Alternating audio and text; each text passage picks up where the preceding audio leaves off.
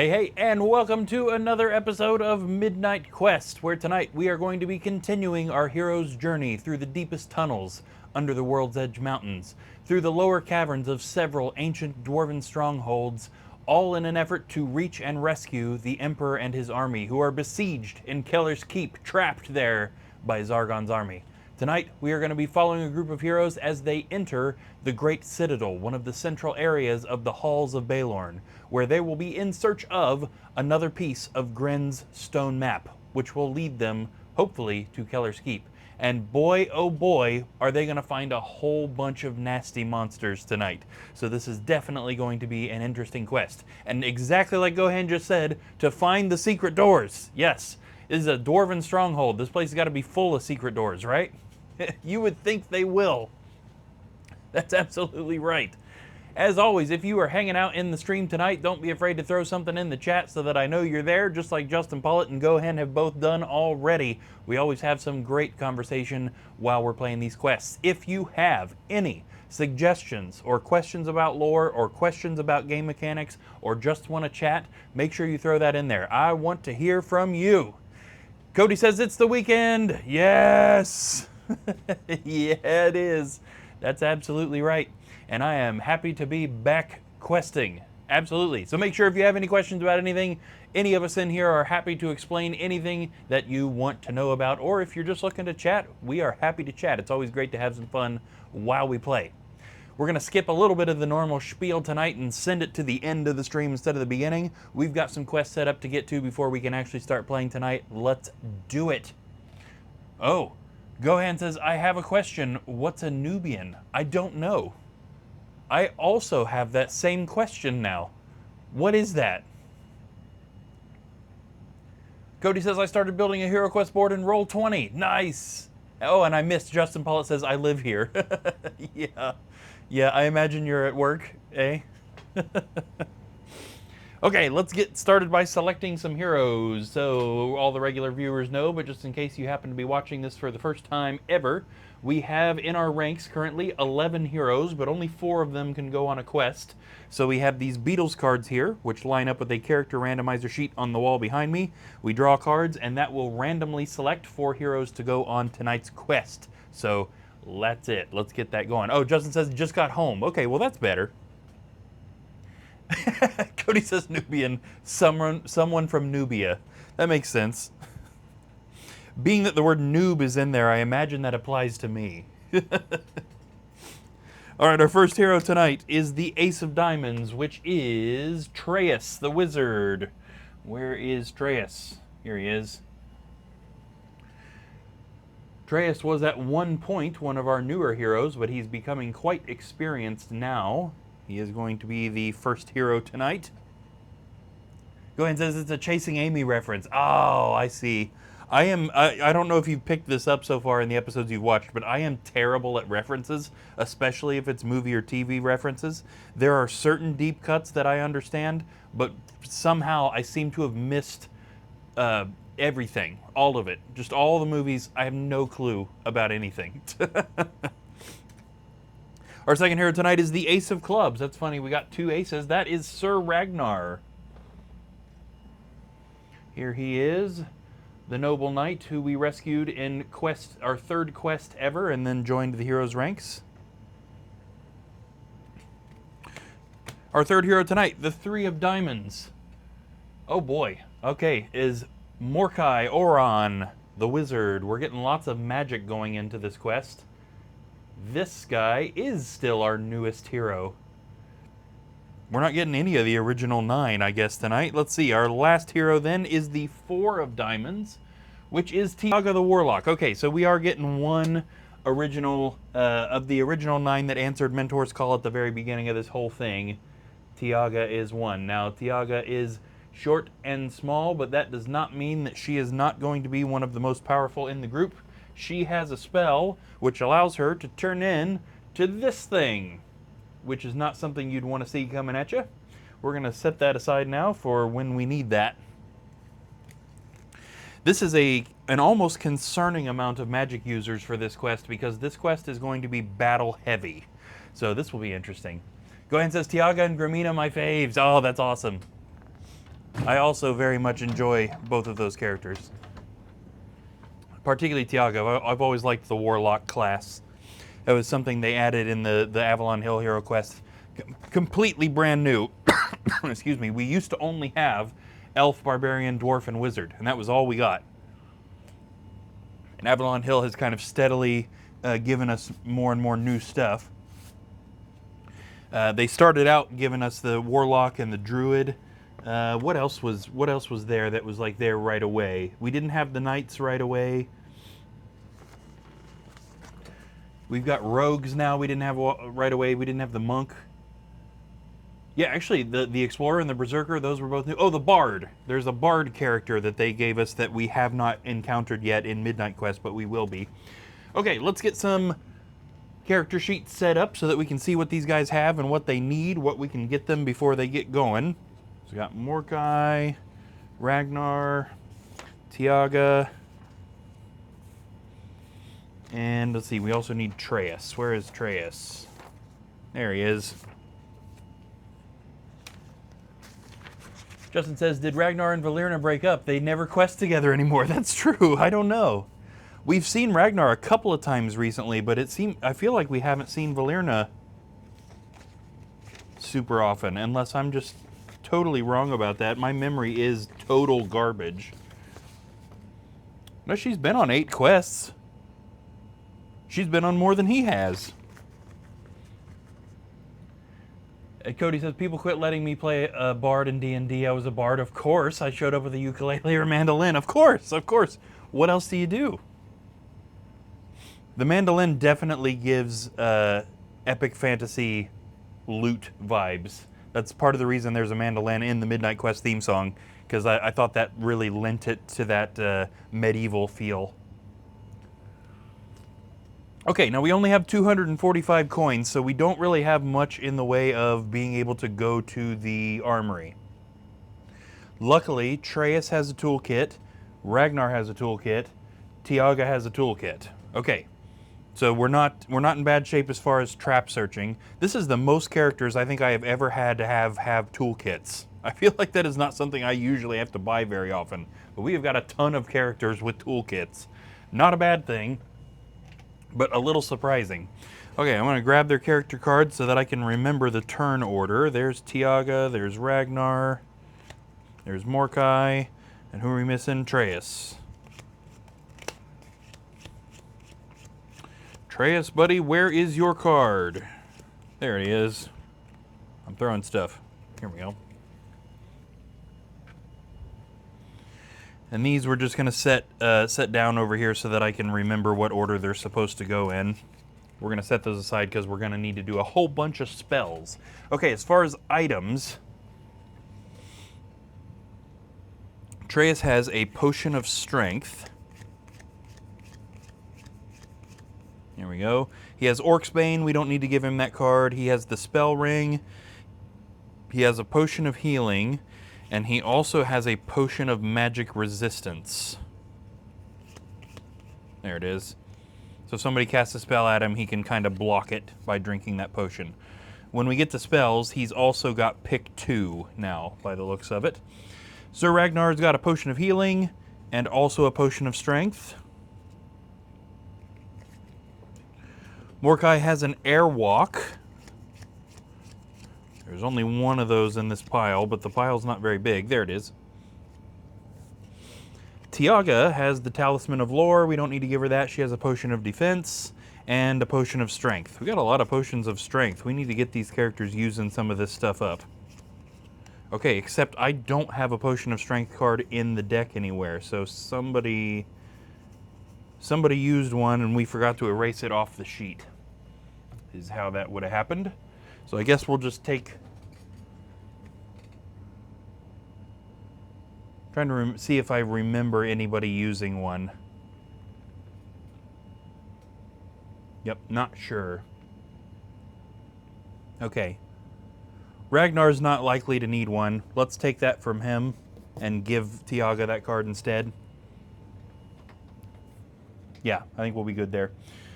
We also need to see about difficulty. So we're reaching the point. Hey, Bohemus is here. Hey, hey. Justin says an airwalk. Like an air fryer, but as a walk. Yeah. Air walk potions allow you to jump over traps. It is a weird, a weird kind of name for a potion for sure. We are reaching the point now where we are going to be triggering our scale difficulty chart because the heroes are getting more experience under their belt. So let's see how many points they have. Now we're counting the skill set points among these 4 heroes, and that total is weighed against our difficulty chart, and depending on what that total is, it allows the monsters to be easier or harder depending on the experience level of the heroes going into the quest. So Traeus has 16, Ragnar's got 14, so that's going to put us at 30. Mordecai's got 10, so 40. Tiaga also has 14, which is going to be 54.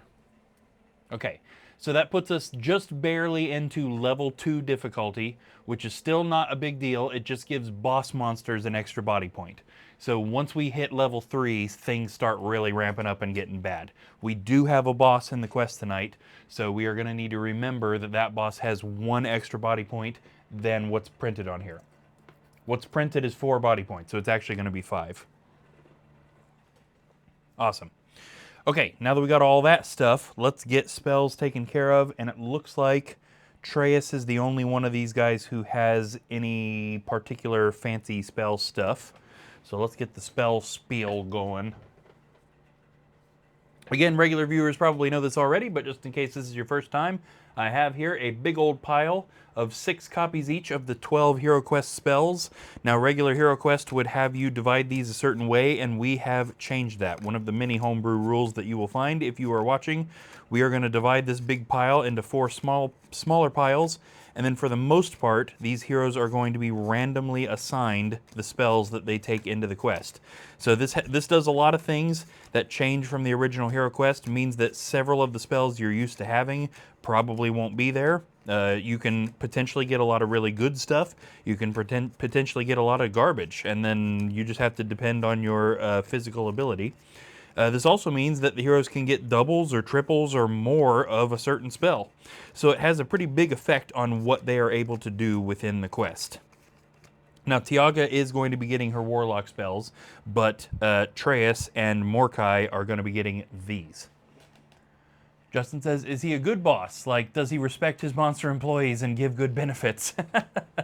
I'm going to guess not. This is, as it seems like has happened pretty often in Keller's Keep so far, this is a Chaos Warlock that they're going to be running into. So this is a guy who's been around a long time. He's been around since the time of Morcar. He's probably bitter, if I had to guess. If we were guessing what kind of boss he is, he's a bitter, angry boss because his boss that he really liked got fired in a very violent, deathly way. Okay, Traeus. Traeus gets to pick 2 of his spells at, he gets to pick them by name. He gets 10 total. There is a decent amount of healing. Well, I don't know. It's actually just Traeus and Ragnar that have potions. So it actually may not be a bad idea to have at least one of these ones that aren't random be a healing spell. So let's do that. Whichever, both the healing spells do the same thing. Here's a heal body, so it doesn't really matter which one we grab. Justin says, one of those back in my day, guys. Yeah, that's exactly right. Yes. So we'll give him a heal body, and then for his other spell, let's go ahead and give him a genie, which is one of the more powerful offensive spells. So he's kind of well-rounding himself with a healing and a genie. Now he also has the spell ring artifact, which means he's going to get 1 additional spell. He'll get an 11th spell, but it has to be a copy of one that we draw him. So we can also give him another heal body if we need to. Okay, 8 randomized spells for him, the first of which is going to be pile number 2, card number 5. 1, 2, 3, 4, and 5, which is, okay, Water of Healing. See, this is why we don't choose the spell ring spell right away. He might end up with plenty of healing without our help. Next spell, pile 2, card 2. 1, 2 is another genie. Okay. Traeus is going in totally stacked with spells, I guess. Pile number 1, card 7. 1, 2, 3, 4, 5, 6, and 7. Sleep does pretty much exactly what it sounds like. Again, if you're new here and you're not sure what these spells do, when or if he uses them, we will explain the mechanic in more depth. Won't make a whole lot of sense right now. Pile number 1, card number 8. 1, 2, 3, 4, 5, 6, 7, and 8 is Tempest. Allows him to freeze a monster for a turn. Next spell is pile number 4, card number 6. 1, 2, 3, 4, 5, and 6. Another Tempest. He's getting a pretty good loadout here so far. Pile number 4, card 9. 1, 2, 3, 4, 5, 6, 7, 8, and 9 is Pass Through Rock. Probably won't end up needing that one tonight, but you never know. Pile number 4, card number 5. 1, 2, 3, 4, and 5 is another Sleep. And finally, pile number 4, card number 4. 1, 2, 3, and 4 is Veil of Mist. Allows him to move through monsters. Another one we may not need, but you never know. Okay, so for his Spell Ring spell, he's already got doubles of most of what he got. So he ended up with 2 healing spells, 2 genies, 2 sleeps, and 2 tempests. The only one he didn't get copies of were Pass Through Rock and Veil of Mist, but those 2 are the least useful spells he got. So I guess let's give him another genie. I mean, if I had to pick, maybe that's unfair because I know that there's a lot of monsters in this quest, but I think that's the smartest move. I kind of wish he'd gotten a Ball of Flame or something. There's another genie. So we'll go ahead and give him that. Okay, let me organize. He's got a lot of spells here, so let me organize this a little bit better. So I'm not blocking his entire paper with just kind of throwing the spells down over here.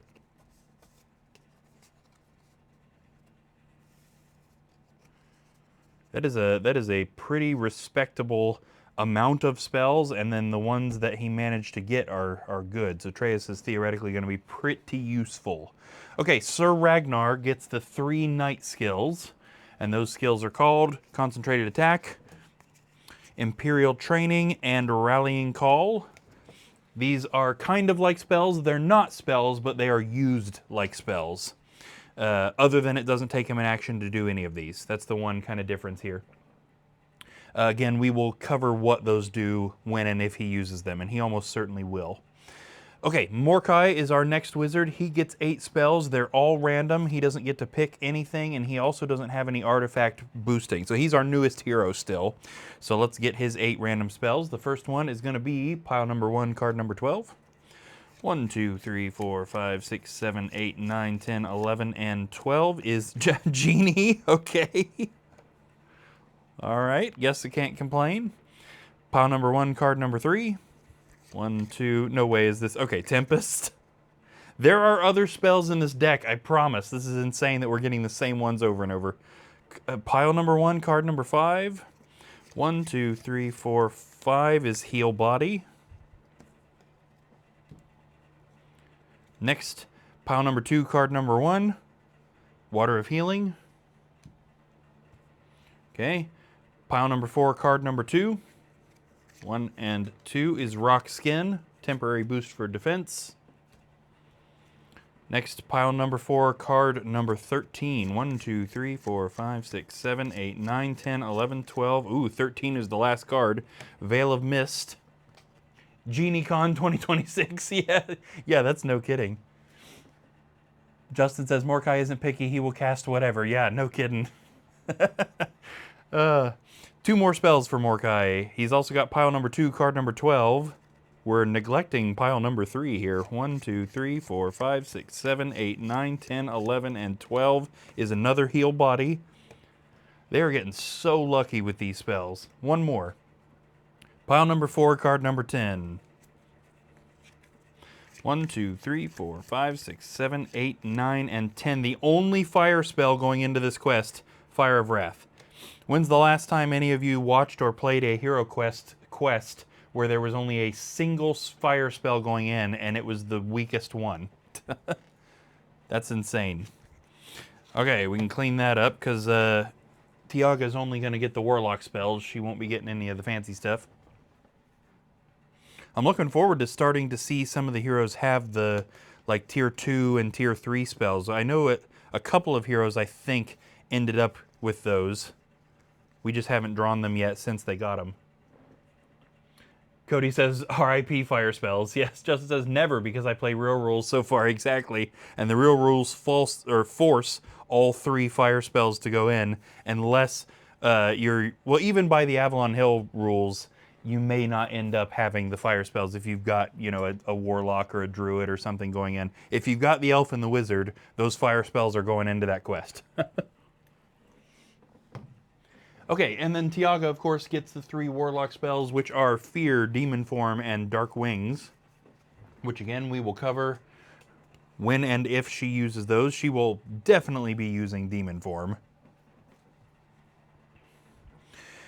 And with that, I think we're pretty much ready to get moving. So we can get our background music started, we can read the quest text, and we can get into this thing.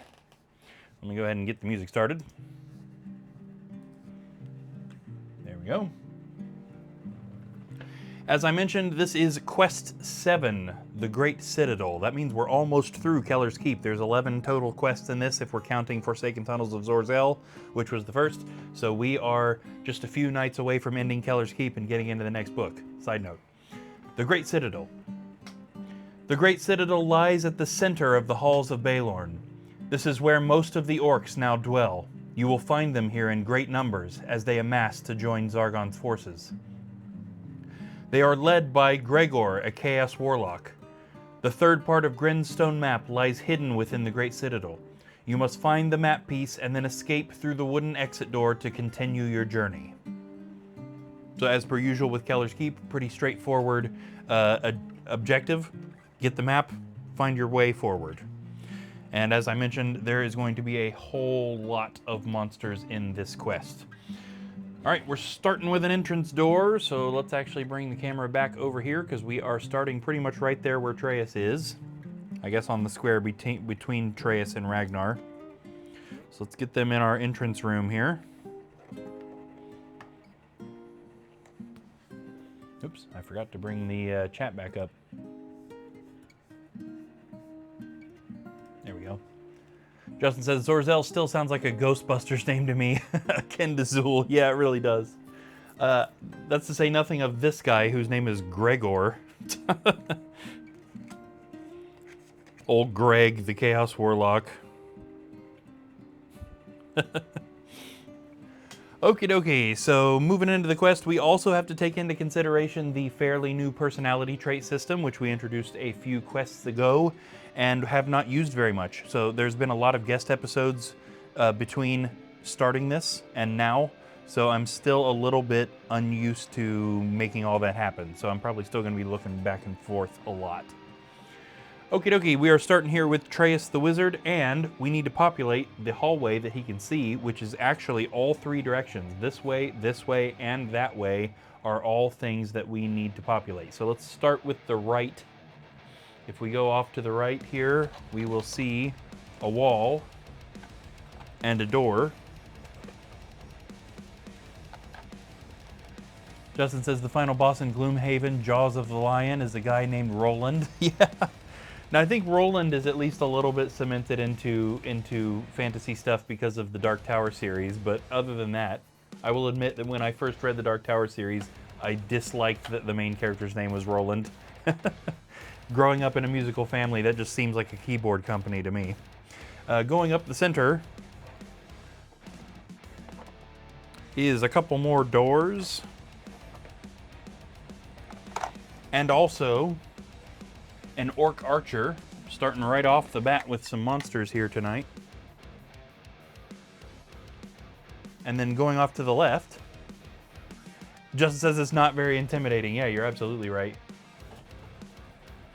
Okay, the camera actually doesn't quite reach all the way to the left. We'd have to switch cameras, but there's actually nothing down this hallway clear to the corner that they can see right at the moment. So no big reason to switch cameras just yet. So we have Treyas here, and he has got a lot of options as far as what he could do on this turn. Moving in certain directions, attacking that orc, searching for things, and he does not have any personality trait pushing him one direction or another. So his options are search for traps in the long hallway, search for secret doors in the long hallway, search for traps in the double wide hallway, search for secret doors in the double wide hallway, move in some direction or another without searching, or go straight to attacking that orc.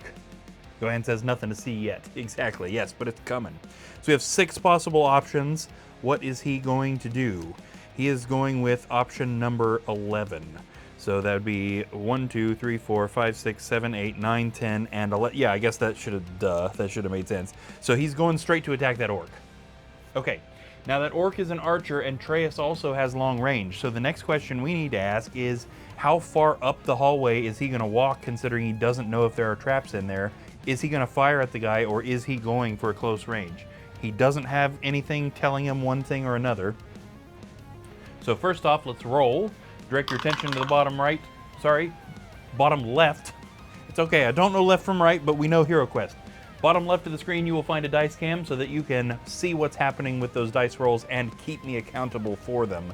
Trace has rolled a 10, and we know he's at least going to go 1. He's got to be in the board to do anything. 1, 2, 3, 4, 5, 6. He could shoot this orc from here, so let's ask that. Is he going to just walk straight up to that orc and knock him in the face with the staff he's got? Or is he going to shoot from his current position? He's going to walk up there. So 1, 2, 3, 4, 5, 6. Luckily, no traps on any of those squares. Trace pulls out his wooden staff and swings at the orc archer, hitting him with a critical hit of 2. The orc attempts to defend and does not. That was easy. And now that Trace is standing up here, technically we also need to populate this hallway. But from where he's standing, he can't see anything else. All right, back over here to Sir Ragnar. He has a lot of the same, options. Search for traps in the long hallway, secret doors in the long hallway, traps in the double wide, secret doors in the double wide, or move without searching. Does he have anything? He likes to search for treasure, so we can't do that yet. Okay, he's going for the very first option, which is searching for traps in the long hallway. Now this covers pretty much this entire hallway, thanks to the hero's warrior sense, which allows them to focus their energy to detect traps or secret doors without having to physically walk up and down an area. So from this wall, all the way to the corner of the board over there that's just off camera, there we got it, this square right here, there are no traps. Second action, Ragnar, what are we doing? Secret doors in the long hallway, traps in the double wide, secret doors in the double wide, or move. He is going, interestingly, for secret doors in the double wide. And there are none, which is probably guessable, because where would it go? I mean, I guess it could go into the central room, technically by the squares. We already have doors in here. Got something in my throat. 1 second.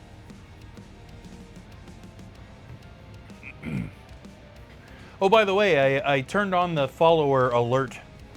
Last night we got a new follower while we were doing the creative stream, and I was curious if the alert played. It didn't, but it was because I had done something wrong. I figured that out, and it does work now. So that's exciting. That will pop up on screen and play a little thing if somebody new follows. Okay, Mordecai the Wizard is where we're at now. Are we doing secret doors in the long hallway, traps in the double wide, or moving? He is going for secret doors in the long hallway. They're getting those secret door searches out of the way just for Gohan. They're not Gramina, but they're still searching. Oh, look at that. I actually forgot to look. Mordecai likes searching for secret doors, so that makes sense. There are no secret doors in the long hallway anywhere. It's just the doors that we are looking at. Second action, traps in the double wide or move. Okay, he's going for traps in the double wide. We're getting all the searches done. It's a little boring to watch, but it is good for utility. There are no traps in the double wide.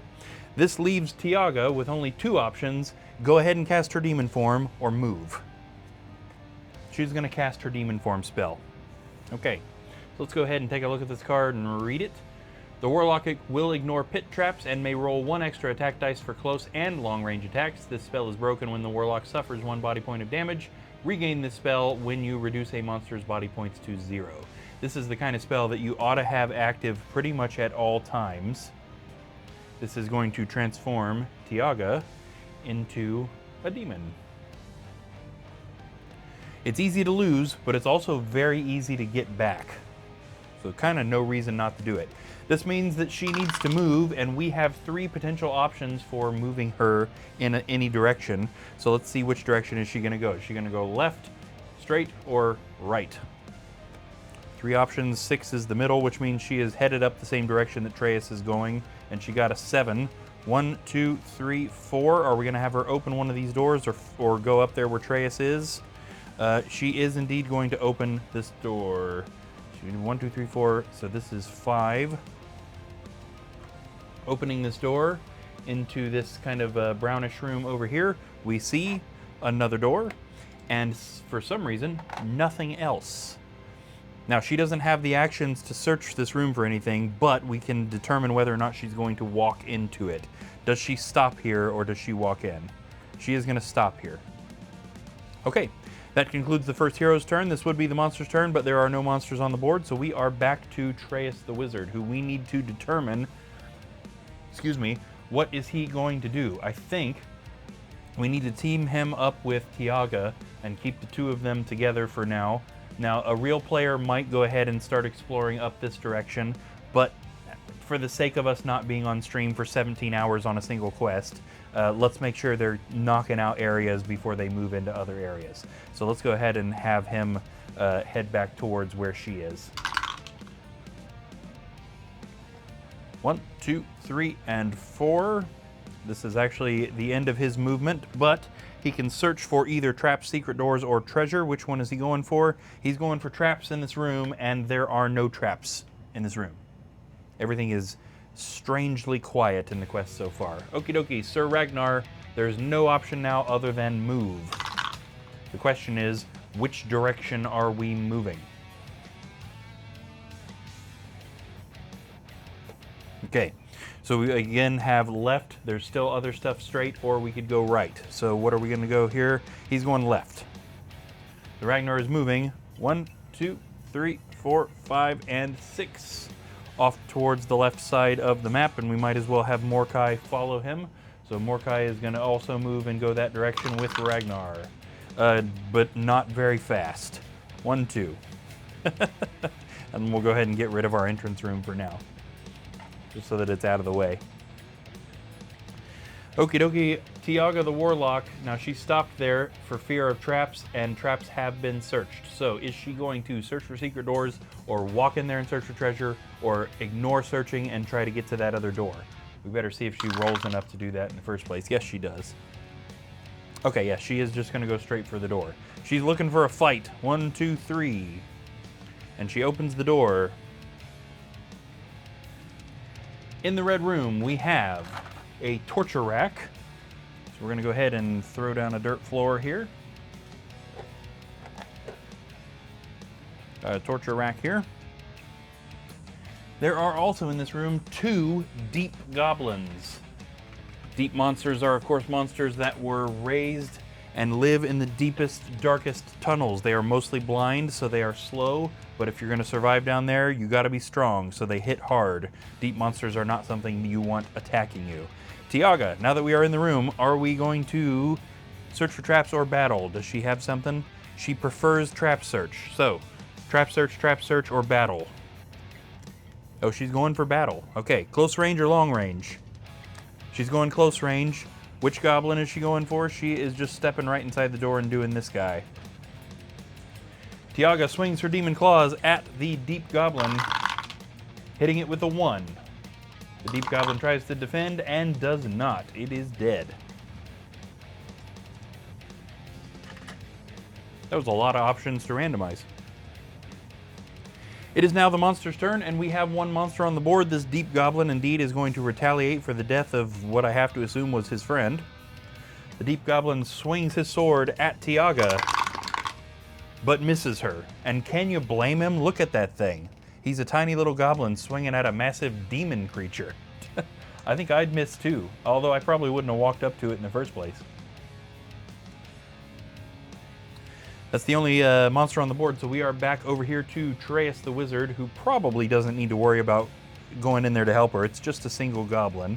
So let's give him the option to finish the searching in this room. Okay, they'll both have to walk through it, back through it, so it's not a big deal here. Secret doors, treasure, or fire at the goblin are his 3 options. He is going for treasure in this brown room as his first action. Let's see what he finds. Cody says Donkey didn't miss with the dragon and Shrek. He saw another option. Yeah. Yes. Atreus has found, oh no. He accidentally triggers the spring-loaded mechanism which crushes a glass vial and showers him in a stinging purple liquid. It's poison. Roll 1 combat die. If it lands on a skull, you lose 1 body point. On any other result, you are unharmed. Let's see what happens. Oh, unfortunately, the poison got into his system just a little bit and hurt him. He loses a body point. Ooh, whoever played Atreus last forgot to erase his damage. This takes him down to 11 body points. So luckily, he has built some Constitution skill set, so he's got some extra points to spare. Justin says, Electric Callboy has a new song featuring the Offspring, and there's a lot of cameos in the video, including John Goblikon. Oh, that's kind of funny. That's been coming up recently a lot. Atreus, second action, secret doors or fire at the goblin. He is going to go firing at the goblin. Okay, so he's mad about the poison. He just wants to kill something. He is going to use his wand to shoot at this goblin. He fires a blast of energy, hitting the goblin with a critical hit of 2, which is a skilled strike. That goblin is super dead. I feel like we haven't been seeing a lot of super dead monsters recently. It's kind of nice. All right, Sir Ragnar, moving down here. We are almost definitely going to need to devote the other camera to Ragnar and Mordecai as they continue to move to the left side of the board. He is moving pretty well, too, so let's go ahead and I'm going to position this other camera and go ahead and switch us over to that. Here we go. There's Ragnar right there. Moving 10. 1, 2, 3, 4, 5, 6, 7, 8 puts him on the corner, and of course allows us to reveal what is going on down this hallway. And what we can see down this hallway, I'll have to go up a little bit, is a wall, a door. Go ahead and says, so long as his name isn't Baby. Yeah, exactly. There is also another door right here, and a whole bunch of monsters hanging out in the hallway. At the lead is a wasteland abomination. I'm going to go ahead and use the scarier looking abomination so that I remember that this is not the garden variety abomination. This is actually the Prophecy of Telor mini. That guy is, yeah, he's just about right on top of Ragnar where they're at. Let's get a little closer to this area. Behind that is 3 mountain goblins.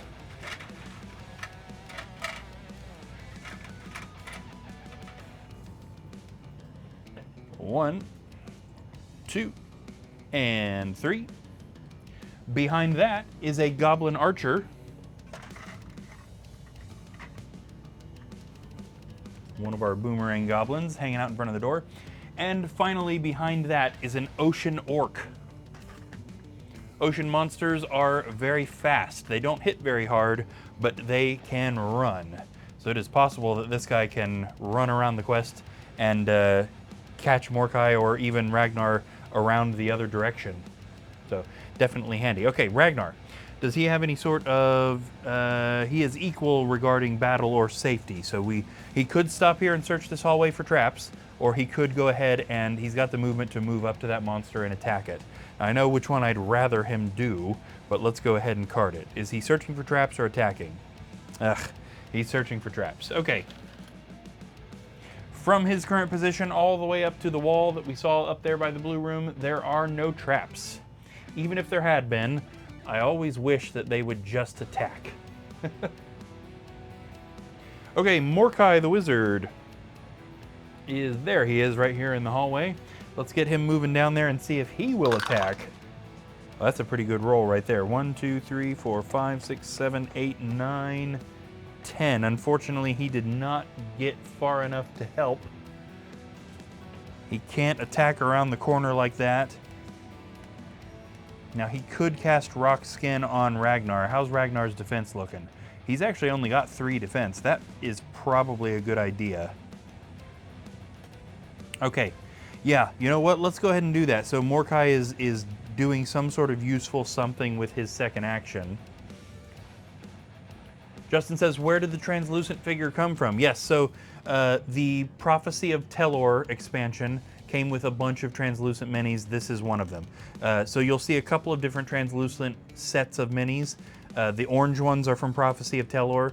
The kind of light blue, greenish ones are all from Spirit Queen's Torment. These will all eventually get painted over. I'm not going to keep the translucent stuff. Okay. Rock Skin. Mordecai is casting this on Ragnar. The spell may be cast on any one hero in your line of sight, including yourself. That hero may use 1 extra defense dice when being attacked. The spell is broken when the hero suffers 1 body point of damage. So we'll see if this comes in handy, but since Ragnar is about to get hit, this might help him not take quite so much damage.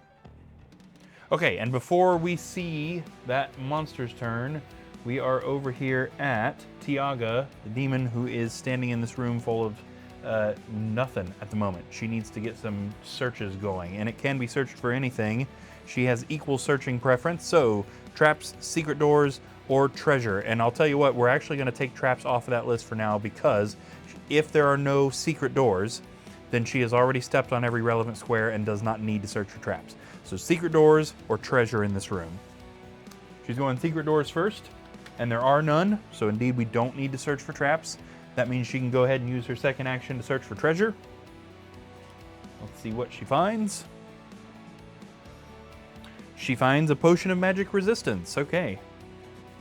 Those must have been deep in the deck, and we're just finding them all now. Mark that on her character sheet. Justin says Ragnar can enter the hard body contest now. Yeah, exactly. I want to read the Potion of Magic Resistance card too, by the way. So it looks like this, and this is a fairly newer potion that I'm not super familiar with. So I want to make sure I remember where this might come in handy. Drinking this blue potion negates the effects of any spell cast on you. Drink it as soon as the spell is cast. This consumes the entire potion and only affects the hero drinking it. Okay. So that is definitely handy, and we've got 2 of those now. Treyas has one, and now Tiaga has one too.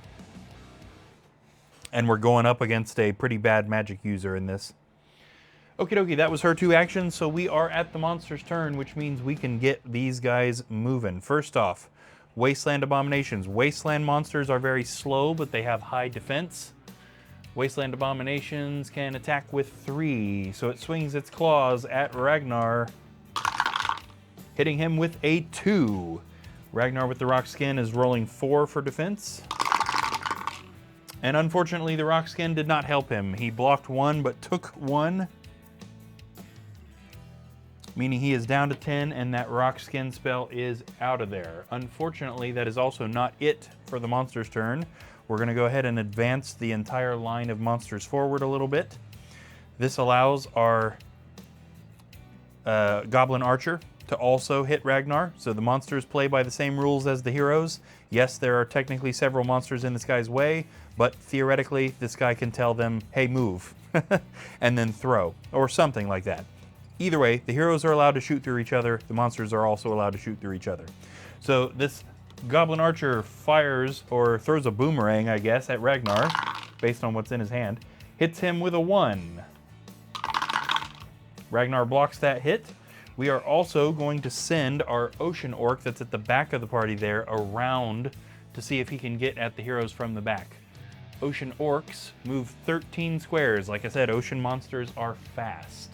So we are going to send him down this hallway here. And because he's a monster, we're not going to reveal anything that he sees.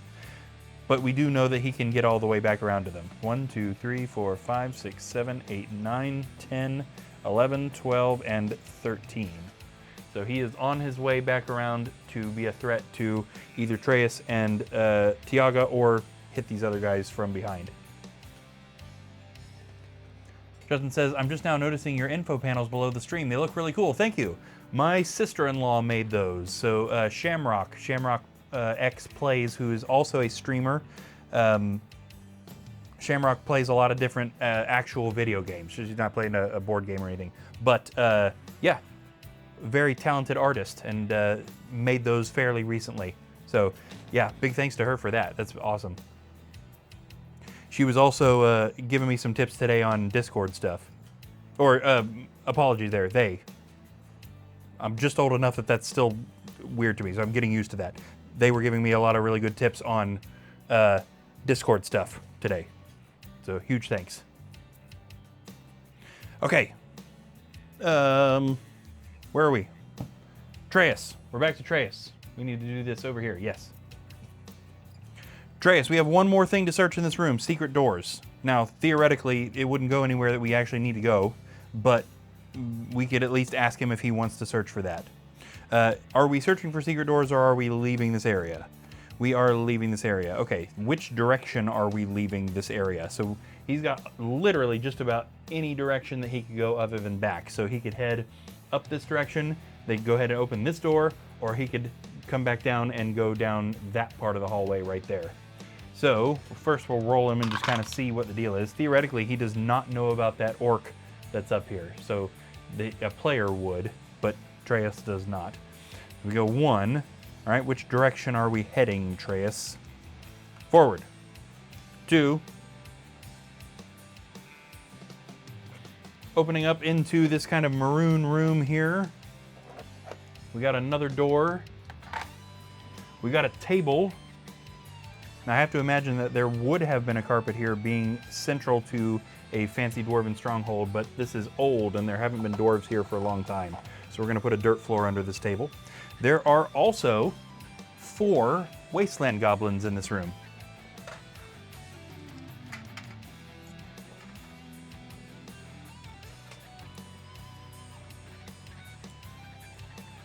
One, 2, 3, and 4.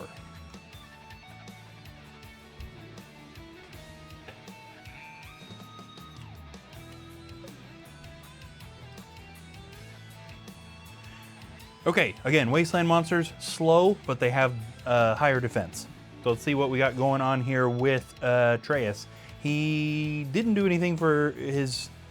Yeah, he didn't search anything. He's just moved. So theoretically, he could search stuff or attack in this room. So is he going to search this room for traps or go ahead and start attacking these monsters? Okay, he's going to search it for traps.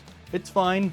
You're letting the monsters get a free hit on you, but at least he knows now there's no traps in that room. Ragnar, what is Ragnar going to do about this whole mess that he has accidentally discovered?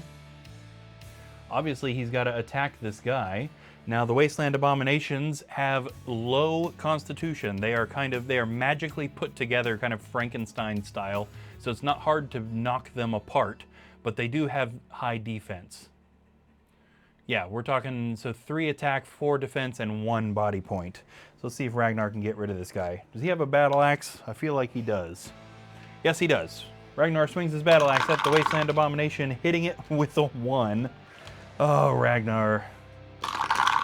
The Abomination defends the attack, because of course it does. You can't hit those guys with a 1, Ragnar. Come on. Ragnar is the new Grimina. I'm telling you, he is useless almost every turn all of a sudden for some reason. With a second action, he is going to go ahead and search this hallway that he is looking down for secret doors and discover none. Come on, Raggy. All right, let's get Mordecai up here. Now, we don't need to roll to move him 1. He's guaranteed to at least get 2, but now he can attack around this corner and help out here. Now, he's got a whole bunch of spells, right? He's not the one that got a billion genie spells, but he could use that Fire of Wrath. Might be a good use of that. Just bypass those 4 defense dice and see if we can get rid of this guy that way. Go ahead and says, Grimina's gonna come one-shot someone with a 1. Exactly, yeah, and she would too. That's exactly how that works. Even if she rolled 1 skull, she'd still kill him. And Justin says, would it be a big deal to go from the base game right into Mage of the Mirror? That's the only expansion I have right now.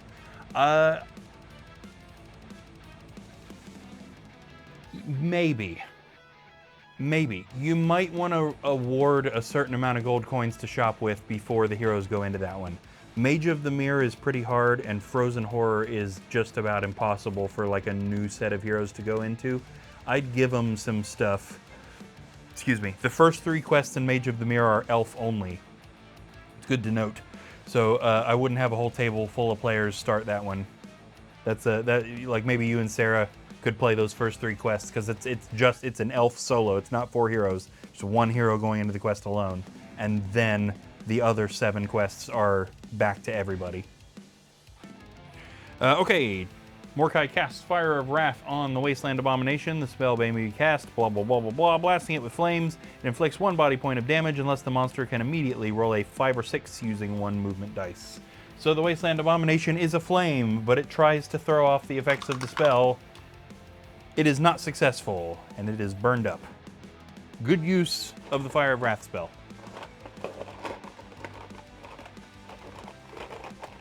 I can't get that drawer shut now. There we go. Okay, that was Mordecai's 2 actions. That means we are back to Demon Form Warlock Tiaga hanging out in the red room over here. There is no further searching that needs to be done in that red room. We do need to search this yellowish room here for secret doors. But again, I think it would be okay if she doesn't want to do that, because where would it lead? So right off the bat, she could search this room for secret doors from her current location. So is she going to do that search, or is she going to leave? She's going to leave. Okay, not a big deal. Where would a secret door go that they couldn't already get? 1, 2, 3, and 4. Puts her in the hallway with all of her movement. Now she does have another action. Can she see any of these wasteland goblins? This is definitely a weird thing. Now, the long range for my homebrew rules works as the heroes are standing in the center of a 13 by 13 square, which essentially gives them 6 out in any direction that they can fire at. So this prevents them from hitting a monster that's clear on the other side of the board. However, if we have blocks like these walls, so she definitely cannot see this goblin. And I'd say that same thing goes for that one. So what about that guy? Because 1, 2, 3, 4, 5, this guy is definitely within range, but can she see him? Yeah, I'd say she can. Don't think she can see that guy. My hand's in the way, so it's harder to tell. But yeah, her vision clearly passes through that wall. So she can see the one guy, but that's it. Let's go ahead and try. She sends a blast of demonic energy at the Wasteland Goblin at the far side of the room, hitting it with a 1. It blocks the attack. Ooh, the dice do not seem to be on the hero's side so far. Justin says, I see. I want to get the expansions, but I'd rather not order from Amazon unless I have to. I'd prefer to find in a game store or buy secondhand from someone. I'd prefer my money to go to people, not corporations, especially Hasbro. Yeah, totally. Totally agree with you on that. Okay, and that brings us to the monster's turn. We've got a nasty set of monster's turns going on right now. There are a lot of monsters active on the board, and it is going to stay that way for most of the quest. Now, one of these goblins can come up here and hit Treyas. Wasteland monsters are slow, but they are goblins, so they're still faster than the average wasteland monster. So I'd say any of them theoretically should be able to get up here. I think they move 5. Yes. So maybe this guy couldn't. 1, 2, 3, 4. No, okay. So probably any of these 3 guys theoretically could. And it's going to be this guy. 1, 2, 3, 4. Wasteland Goblin swings its claws at Treyas, hitting him with a critical hit of 2. What's Treyas' defense looking like? Also only 2? Oh, that's right. He got hit with a rust spell that destroyed his helmet, and I did not see that. We could have replaced that before this quest started, and I didn't see it. Darn, good thing he's got lots of healing. He blocked 1 hit and took the other. This drops him to 10 body points. Yeah, I'm really glad he's got high constitution and a lot of healing spells, because that was silly. Gohan says, gonna build for an epic comeback. Yes. Agreed. While we're down here looking at these 2, let's also cover this ocean orc that's up here, because while he was trying to get back over to Ragnar and Mordecai, these 2 heroes are blocking his path. So he's definitely going to get to one of them. 1, 2, 3, 4. Which hero is he going for? He is going for Treyas. I don't remember. They moved 13. I don't remember which number I was on, but I know he had enough to get up there. Ocean Orc swings a sword at the wizard, hitting him with another critical hit of 2. Treyas does not block either one. He clearly did not see that hit coming. This drops him to 8 body points. Ouch. Can't believe I forgot to buy him a helmet. Really it'd be the Western leather hood that he'd be buying, but same thing. Over here, we've got a mountain goblin coming forward to attack Sir Ragnar. The mountain goblin swings its sword at the knight, hitting him with a 1. Ragnar does not block the attack. The dice are really against the heroes. This is not a good quest for the dice to be against the heroes. Additionally, the goblin archer at the back throws a boomerang at Ragnar, hitting him with a 1. Ragnar does defend that one. Our camera right now is directly in my face, isn't it? Can't see my face cam. Not that you need to. Okay, back to the hero's turn.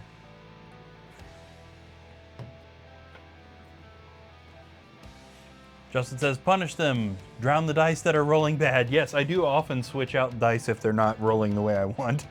As if that's going to do anything. Makes me feel better for some reason. Okay, back to Traeus the Wizard, who is now just about surrounded by monsters. Now, I don't think he needs to panic yet because he's got Tiaga here to help him. And most of the monsters that are being a threat right now are goblins.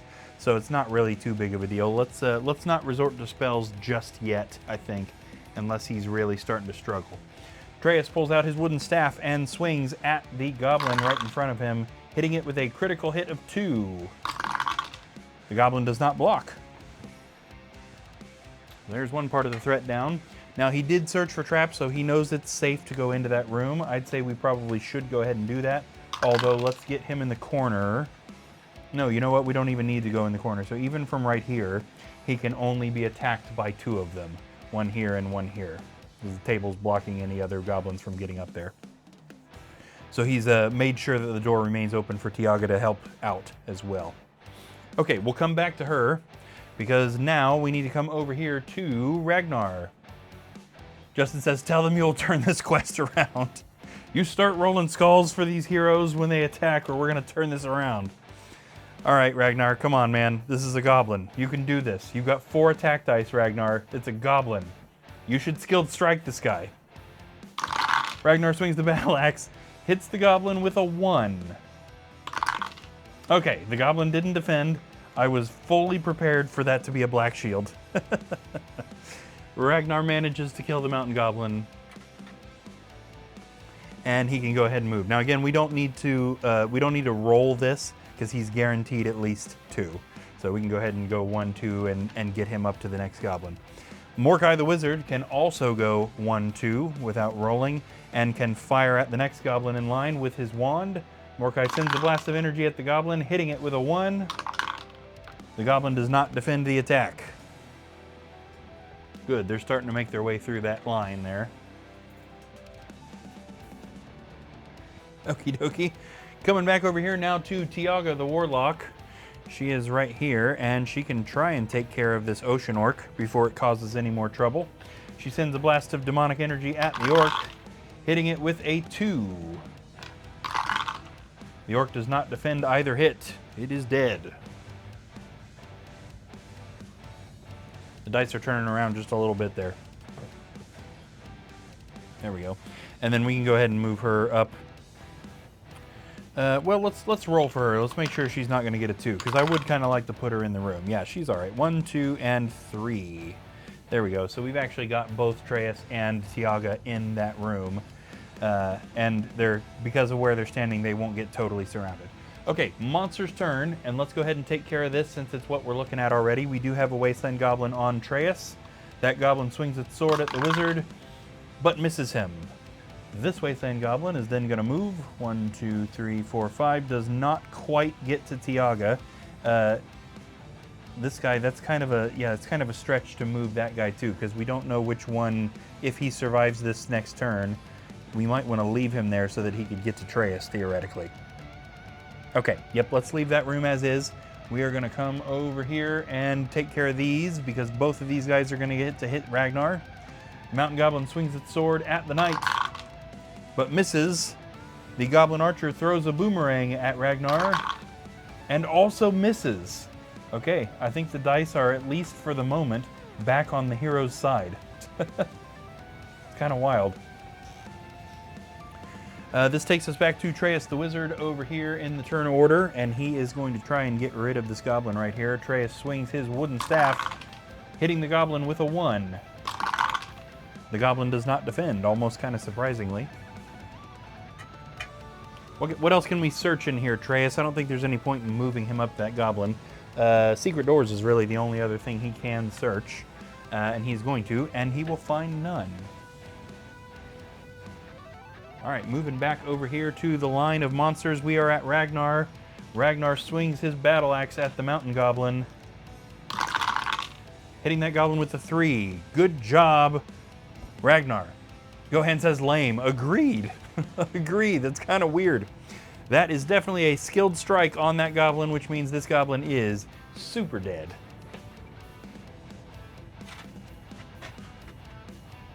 I can't wait to have a fancy flashing super dead text as a custom emote. I'm looking forward to that.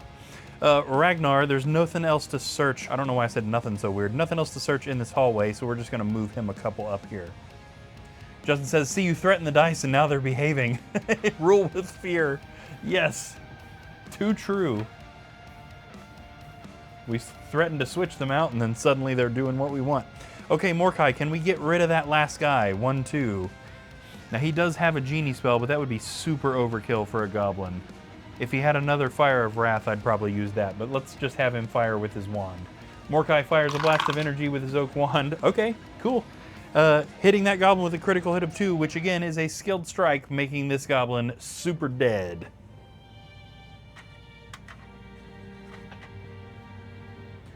Gohan says, that's how I used to get the oven at Duncan to work right. I threatened to throw it in the river. Yes. I've owned a lot of pieces of equipment, different technology throughout my life that I've had to do the Fonz move on. You know, it works, it's not working, but you hit your fist on the top of it and then suddenly it works just fine. I've had several pieces of equipment like that. All right, Tiaga, let's get rid of this goblin here. Tiaga fires a blast of demonic energy at the goblin, hitting it with a 2. This is a wasteland goblin with higher defense. It still doesn't defend anything, so it is dead. Now the only thing left to search for in this room is treasure, and they still can't do that because there's a goblin hanging out there, so let's go ahead and move her. She either needs to be up to that goblin or up to that door. 7 kind of gives her either option. 1, 2, 3, 4, 5, 6. Let's just leave her in front of the door since she's got long range capability. She doesn't need to open it yet or anything, but she's ready for it. Monster's turn. Believe it or not, this poor little goblin right here is the only monster left on the board right at the moment. So which hero is he going for? The big scary demon or the wizard who is apparently holding flame just kind of for no reason? She is going to go for the demon. 1, 2, 3. Yeah, okay. The goblin swings its axe at Tiaga. Wow, hitting her with a critical hit of 2. Okay. Which she does not defend. She doesn't defend either of those hits, dropping her to 8 body points and losing her the demon form. Now again, it's not hard for her to get that spell back, but at least for the moment, that goblin had some courage there, didn't he? It goes up and hits the big demon creature and actually kind of like gets rid of it from his point of view. Gohan says, ha, fire.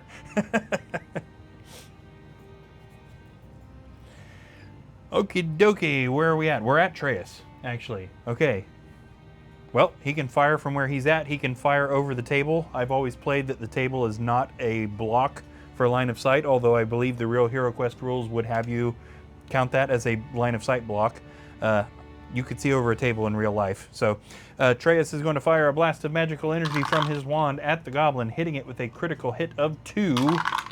The goblin does not defend. It is dead.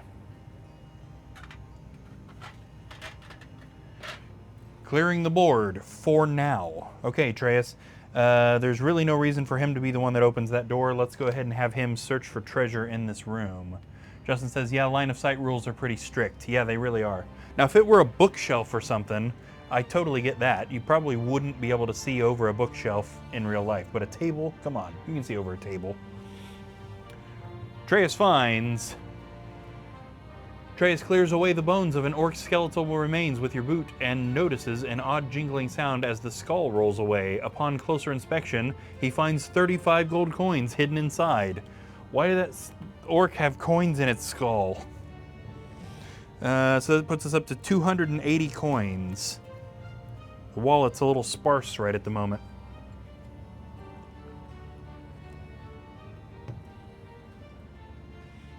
Justin says probably wouldn't have a bookshelf in the middle of a room either. It happens occasionally, but you're right, almost never.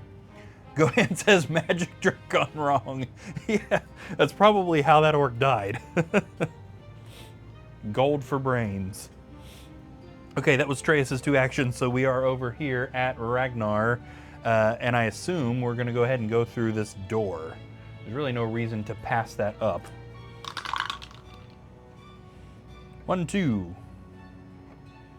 Ragnar opens the door, and in this room we find a cupboard. I feel like we haven't seen one of these for a while. Cupboard looks like this. Again, no specific game mechanics or anything. I believe Avalon Hill actually has introduced rules for the cupboard recently, but I haven't been following those. They're just decoration. Also in this room is a wasteland goblin.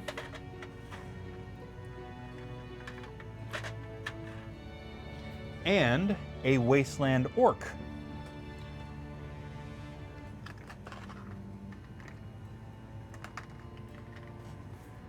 There we go. So both of these monsters slow but higher defense. Go ahead and says coin behind your ear. Never got it out properly. And apparently the magician tried several times. 35 times he tried the coin behind the ear before he realized that the orc he was trying to do the trick for was super dead. All right, Ragnar, what are we doing? Are we searching for traps or are we running into battle? He's got equal here. He is searching for traps. There are no traps in that room. Not a lot of traps in this quest, which is kind of surprising. Morkai the Wizard then knows that he can go in there without fear of being hit by a trap, and he's got a plenty good roll. Let's go ahead and get him in there. 1, 2, 3, 4. So he's more likely to kill the goblin, so I think we ought to go for the goblin. 5, 6, and 7. Yeah, okay. Morkai swings his wooden staff, hitting that wasteland goblin with a critical hit of 2. The goblin defends one, but not the other. It is dead. All of a sudden, the heroes are getting critical hits with everything they roll. Gohan says, you gotta make sure. That's true. That is one thorough attempted magician who was a little more magical than he intended to be. Somehow he's transporting coins into somebody's skull. Back over here, we are at Tiaga the Warlock. This room has been searched for everything. She's already standing in front of the door, so let's go ahead and have her open it. In this new room, there is another door and a treasure chest. Right here. Surprisingly, nothing else. Tiaga, are we running in there or are we trap searching? She does prefer trap search, so trap, walk in there. Okay, she's walking in there. Whatever. What is she walking in there for? 1, 2. So she could be walking in there to go ahead and open that door. She could be walking in there to open that treasure chest before she's searched. Now that she's in here, are we searching for traps, searching for secret doors, searching for treasure, or going for the door? The first thing. So she apparently forgot to search for traps till she was halfway into the room. She's doing it now. There are no traps in this room. Even the chest isn't trapped.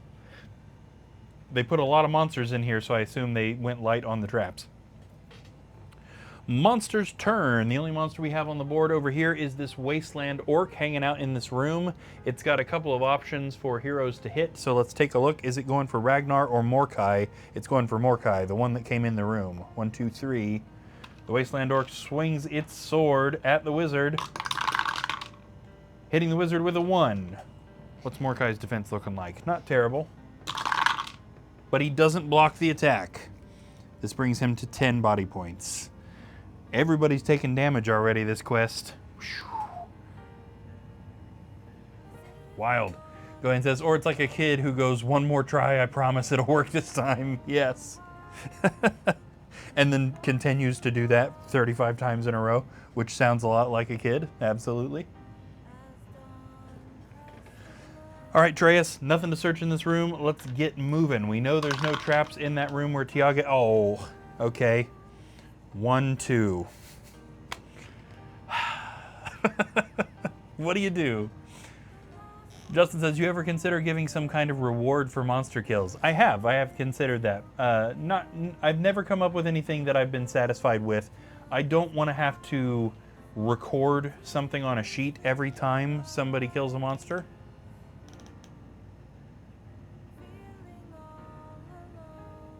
Oh, yeah, yeah. The immediate, aw. Yeah. It's so disappointing when they only get 2. But yeah, Justin, I've thought about that a couple of times. I've thought about giving experience based on what they're actually doing. You know what I mean? Like maybe the skill, something interesting with skill set could have been their long range gets better if they're using long range a lot. Their close range gets better if they're using close range a lot. Those sorts of things. But I feel like those sorts of things are really cool, but they almost require some sort of AI computer system to be doing those calculations, you know, in milliseconds, rather than having to worry about marking something. There are other things that could be done that would be easier, but at the end of the day, I don't think I want to have to mark some sort of record on a sheet every time a monster is killed. But there are a lot of interesting options for that. Okay, Atreus, since you're useless, we're going to switch over to the next hero. Ragnar. Speaking of useless, let's see if Ragnar can get in here and kill this orc. I'm being really mean to the heroes tonight. Ragnar swings his battle axe at the wasteland orc. Okay, you know what? Maybe not as useless. I'm not giving him enough credit. Hits the wasteland orc with a 2. Oh, okay. Look at that. Useless. The orc defended the attack. Wasteland orcs, of course, higher defense means they have 3 defense dice instead of 2. Ragnar made a good attempt, but was unsuccessful. Now, we are going to go ahead and go straight to Mordecai, who is standing right here and has half, that is exactly right, half the attack dice as Ragnar. Watch him kill this orc with no problem. Okay, are you ready? Mordecai swings his wooden staff. Hits the orc with a critical hit of 2. And the orc doesn't defend a single thing. Ragnar's the new Grimina. Okay. Morkai, I think you deserve a treasure search after that, buddy. What do we have left to do here? Secret doors or treasure search, either way. Does Morkai have a... Yeah, he actually does prefer secret doors. So secret doors, or treasure. And he is indeed going for secret doors, but unfortunately there are none in this room.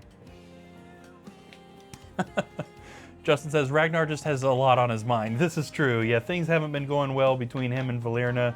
She pointed out that she's probably going to die 200 years later than he does, and she's not really sure what that means for a relationship. So, you know, he's got a lot going on in his mind there. He's got white hair and a white beard. He's probably already nearing the end of his prime or the end of his life. So maybe Valerna's concerned about that. Is she a young elf? I've always kind of thought of her that way. She's got white hair too, but maybe elves just do. Okay, that concludes the turn for both of these guys. We need to jump over to the other side of the board where we are at Tiaga. This room has been searched for traps, but nothing else. She has equal searching priorities, so secret doors, treasure, or leave the room are her options. She is going to go for that treasure, so we don't need to roll her over here to this chest. She's guaranteed at least 2, so 1. Her second action is going to be searching for treasure, and she finds 2 potions of healing in the chest. That's kind of handy. We might need those. So a couple of good old potions of healing cards, which I pulled out of the treasure deck. Both of these were cards that they were eventually going to pull out of the randomizer deck, but she has instead found in this chest. So we'll go ahead and mark these on her sheet. POH times 2. We definitely need to get some heroes using some of these potions. They're starting to get a lot of build-up stuff. Bohemian says, I give 20 gold for the party, every open door on the table at the end of the quest. Oh, see, that makes sense, yeah. That's kind of similar to the me giving them 200 coins at the end, as long as they survive. Absolutely. Makes sense, without a doubt. Shoot, there was something else I was thinking about just there that I've forgotten about. Oh, I don't know if my dad still does this. I think he does, but for a long time, he kind of had all of the heroes have a sort of leech ability, where if they kill a monster, they gain the body points that the monster had when they landed the killing blow, and then he maxes them at 50. But then he's also made, healing potions and healing spells way more rare. So yes, they have a lot of body points, but usually when they lose them, they're just gone. He still has heroes die way more often than I do, even with that mechanic. I've left that to the druid. I think combat level 10, I think, for the druid is a leech skill. Bohemia says easy to count. Yes, you're absolutely right. And you can wait till the end of the quest to do it too. You don't have to do it as they're in the middle of the quest and hold people up. So the druid will unlock a leech skill that allows them to do. Oh, Dad's here. I do max body points of 25 these days. Okay. Did you do 50 at one point? 50 sounds familiar to me, but I couldn't remember where that number came from.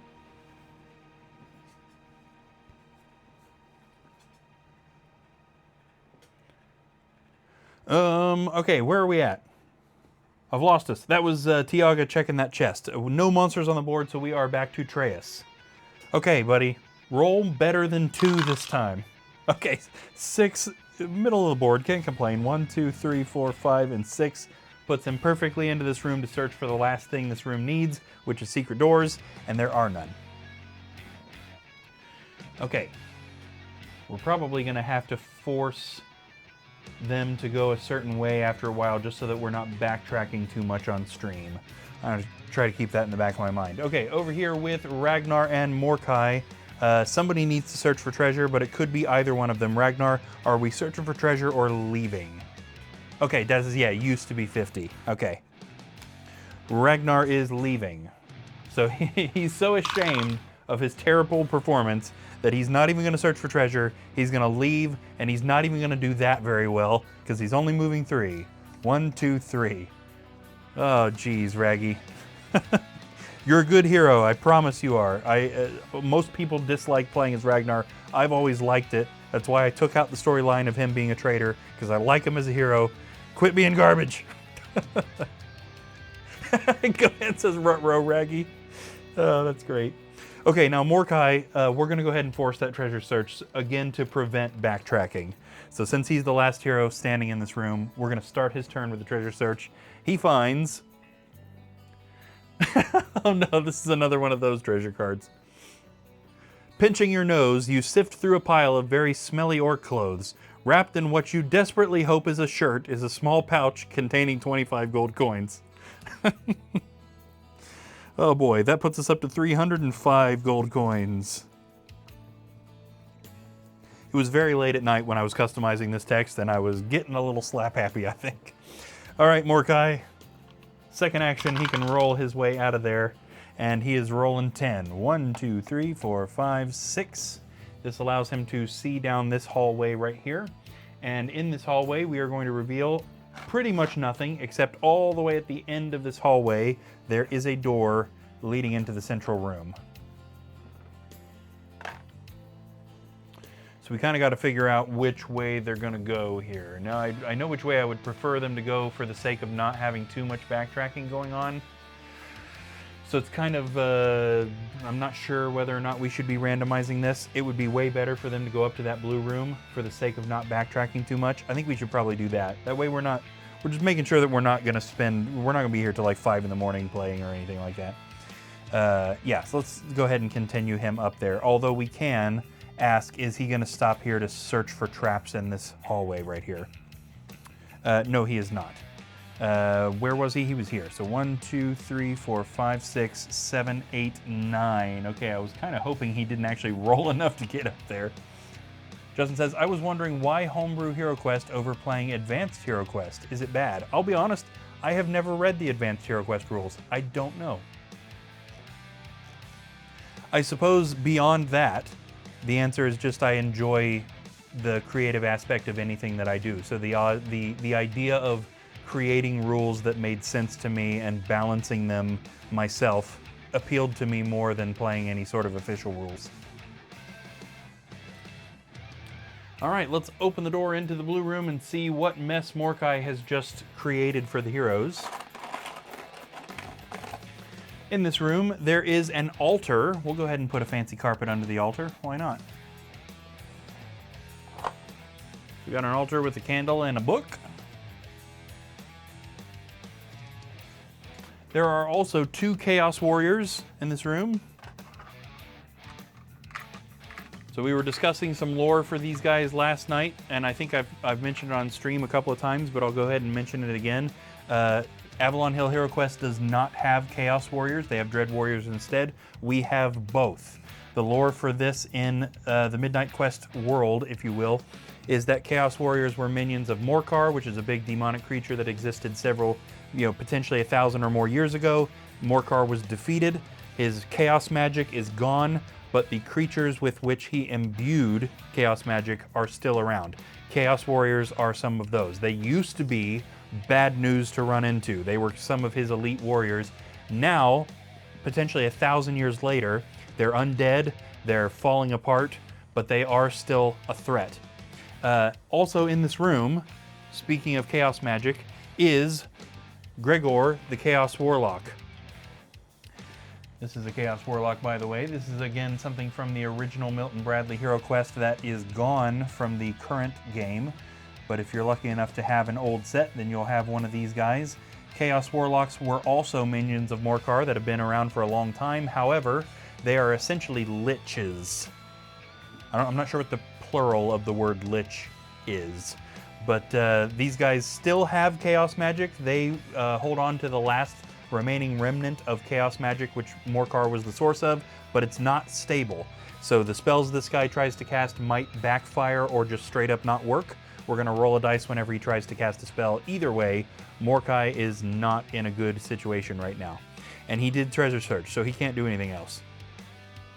Now, regardless of anything else, he should not walk in there. Yeah, lichen.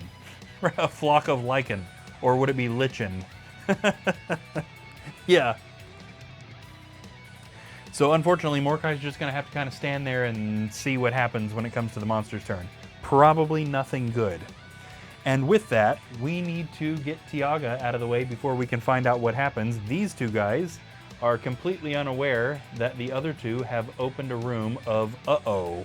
So we're just going to continue them on. Now, I think we talked about this one time too. This is a weird thing, because if you're a player playing Hero Quest,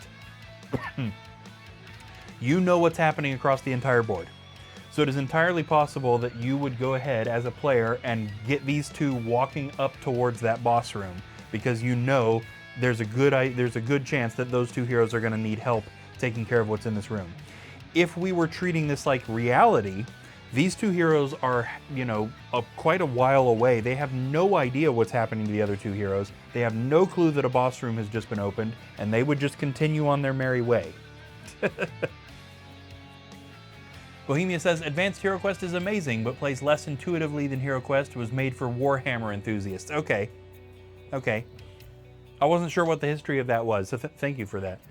Dad has Advanced Hero Quest. I've had access to it, but I've never actually read the rules.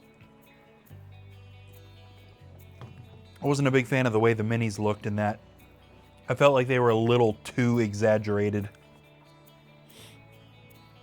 Anyway, I think, at least for now, we're going to play this as reality. So we're going to let them continue on doing their own thing, and if Morkai and Ragnar get into a really bad situation, we'll start sending them over there. We could pretty easily, I think, say, and I think this is what we were talking about last time we talked about this, that Mentor reached out to these 2 and said, hey, the other 2 need help, go help. But for now, it's entirely possible that Ragnar and Morkai will be able to at least fairly well handle what's going on up there. So Tiaga is going to go ahead and open this door up into the blue and black room. And in this room is an alchemy table. Oh, we're going to face the skeleton guy out into the hallway so that he's not blocking the alchemy table from sitting where it's supposed to. So dirt floor, alchemy table. We also have a swamp orc, right? No, I'm sorry, a deep orc and a deep goblin. I don't know if it's my eyes or if it's my printer, but it is hard to tell the difference between green monster heads and black monster heads on those printouts.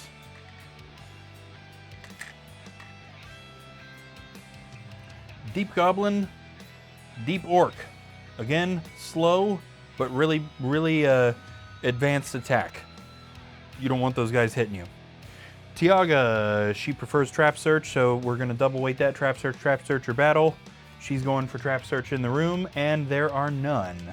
I'm going to shuffle my randomizer deck and then do the monster's turn.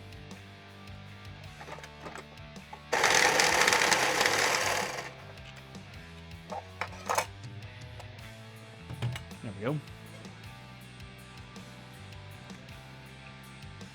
Okay, since we're already pointing over here, and this is going to be way easier than what happens over there in that boss room, let's go ahead and take care of that. Which one of these monsters is going to come attack Tiaga? It is going to be the Deep Goblin. The Deep Goblin swings its sword at Tiaga and hits her with a 1. That could have been way worse. She attempts to defend, but does not. That's unfortunate. Okay, over here, we have some bad news. Justin says, man, I hate to bounce early, but I'm falling asleep at my deck. I'll leave the stream up, though. Absolutely understood, man. Yeah, no worries at all. I appreciate you leaving the stream up even though you're going to sleep. But yeah, dude, get some sleep. Totally understand. Okay, we got a couple of things here because the boss can also cast spells through other monsters. The boss does have melee damage he can do, and it's 4 dice, so it's not nothing. But we might as well send a Chaos Warrior up here first. So Chaos Warriors, high attack, a little bit lower defense, still pretty good body points. Either way, this Chaos Warrior swings attacks at Morkai, hitting him with a 2. Again, that could have been so much worse. Morkai attempts to defend. Defends one, but not the other. This drops him to 9 body points. He's still pretty high up in body points. Plus he has some healing spells. And then our boss, Gregor. Now again, he can't attack like normal, but he can cast one of his spells. So he has what are called Chaos spells. Again, these are from the original Milton Bradley game, and this is not something you're going to find in a modern version of HeroQuest. Both because Milton Bradley or Avalon Hill doesn't have the rights to use them, but because I changed them. So as I mentioned, Chaos magic is unstable. So right off the bat, we have to determine which spell he's trying to use, and then we need to roll a dice to see if it works. If it works, Chaos magic is way more potent than Dread magic. So you don't want to get hit by a Dread spell, that's for sure. Let's see which one of the spells he is going to cast. He is going to cast the 10th spell. 1, 2, 3, 4, 5, 6, 7, 8, 9, 10. So it's the last spell in the pile. We'll leave these here in front of me. And that is Lightning Bolt. Let's go ahead and read this card.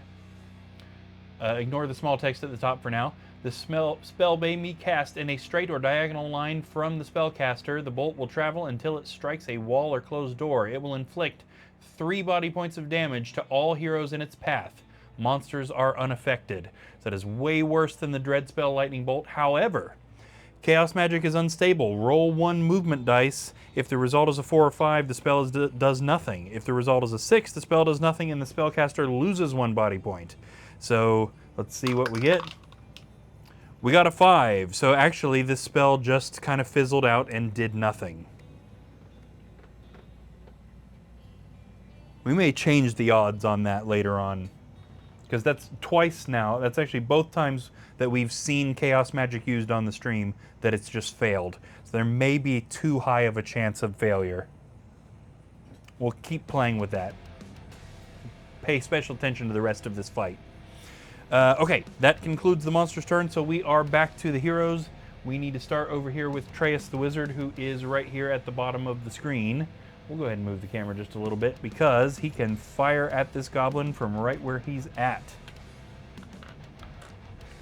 Traeus sends a blast of energy with his oak wand and hits the deep goblin with a 1. The goblin does not defend. It is dead.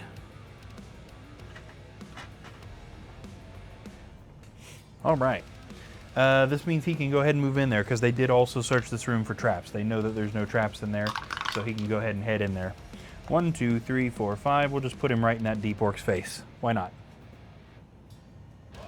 Back over here, we are now at Ragnar, who definitely needs to get up there to help. 10 is not bad. 1, 2, 3, 4. Now, he prefers close range attack. So we want to get him in there. He also he throws more dice for close range attack, but right now, Morkai is in the way. I do think he should go ahead and start using some of his knight skills. Now, he can only use one per turn. So right now, what he is going to do is use this skill. Bohemia says 50-50 fail and 17% catastrophic. Yeah. Yep.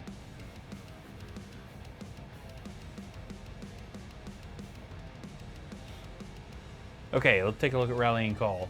The knight and every hero in the same room or corridor may roll +2 defense dice until there are no longer any monsters in the knight's line of sight. So this is going to apply to both him and Mordecai right at the moment. Extra defense dice until Ragnar can't see any monsters.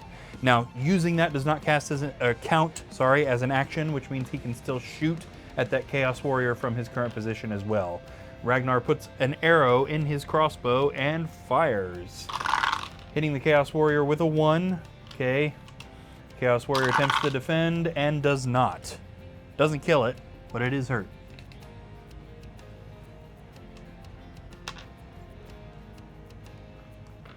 Let's remember, too, that Gregor has 5 body points. So the paper says 4, but our difficulty chart gave him an extra one. Okay, we are now at Mordecai, and Mordecai definitely needs to be pulling out all the stops here. Now is not the time to mess around. Now, I really want him to cast that Genie spell on the boss, but he can't cast a spell on the boss while that Chaos Warrior is standing right there in his face. So I think what we ought to do, he's not low enough to cast a healing spell.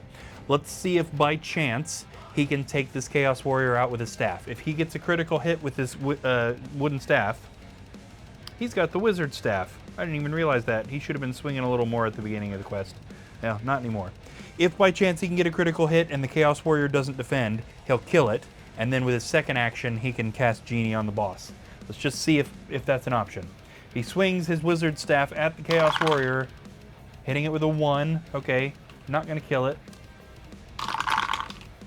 But it doesn't defend the 1 he managed. So, okay, it is almost dead. Let's go ahead and cast the Tempest spell on the Chaos Warrior. So Mordecai is casting this right here.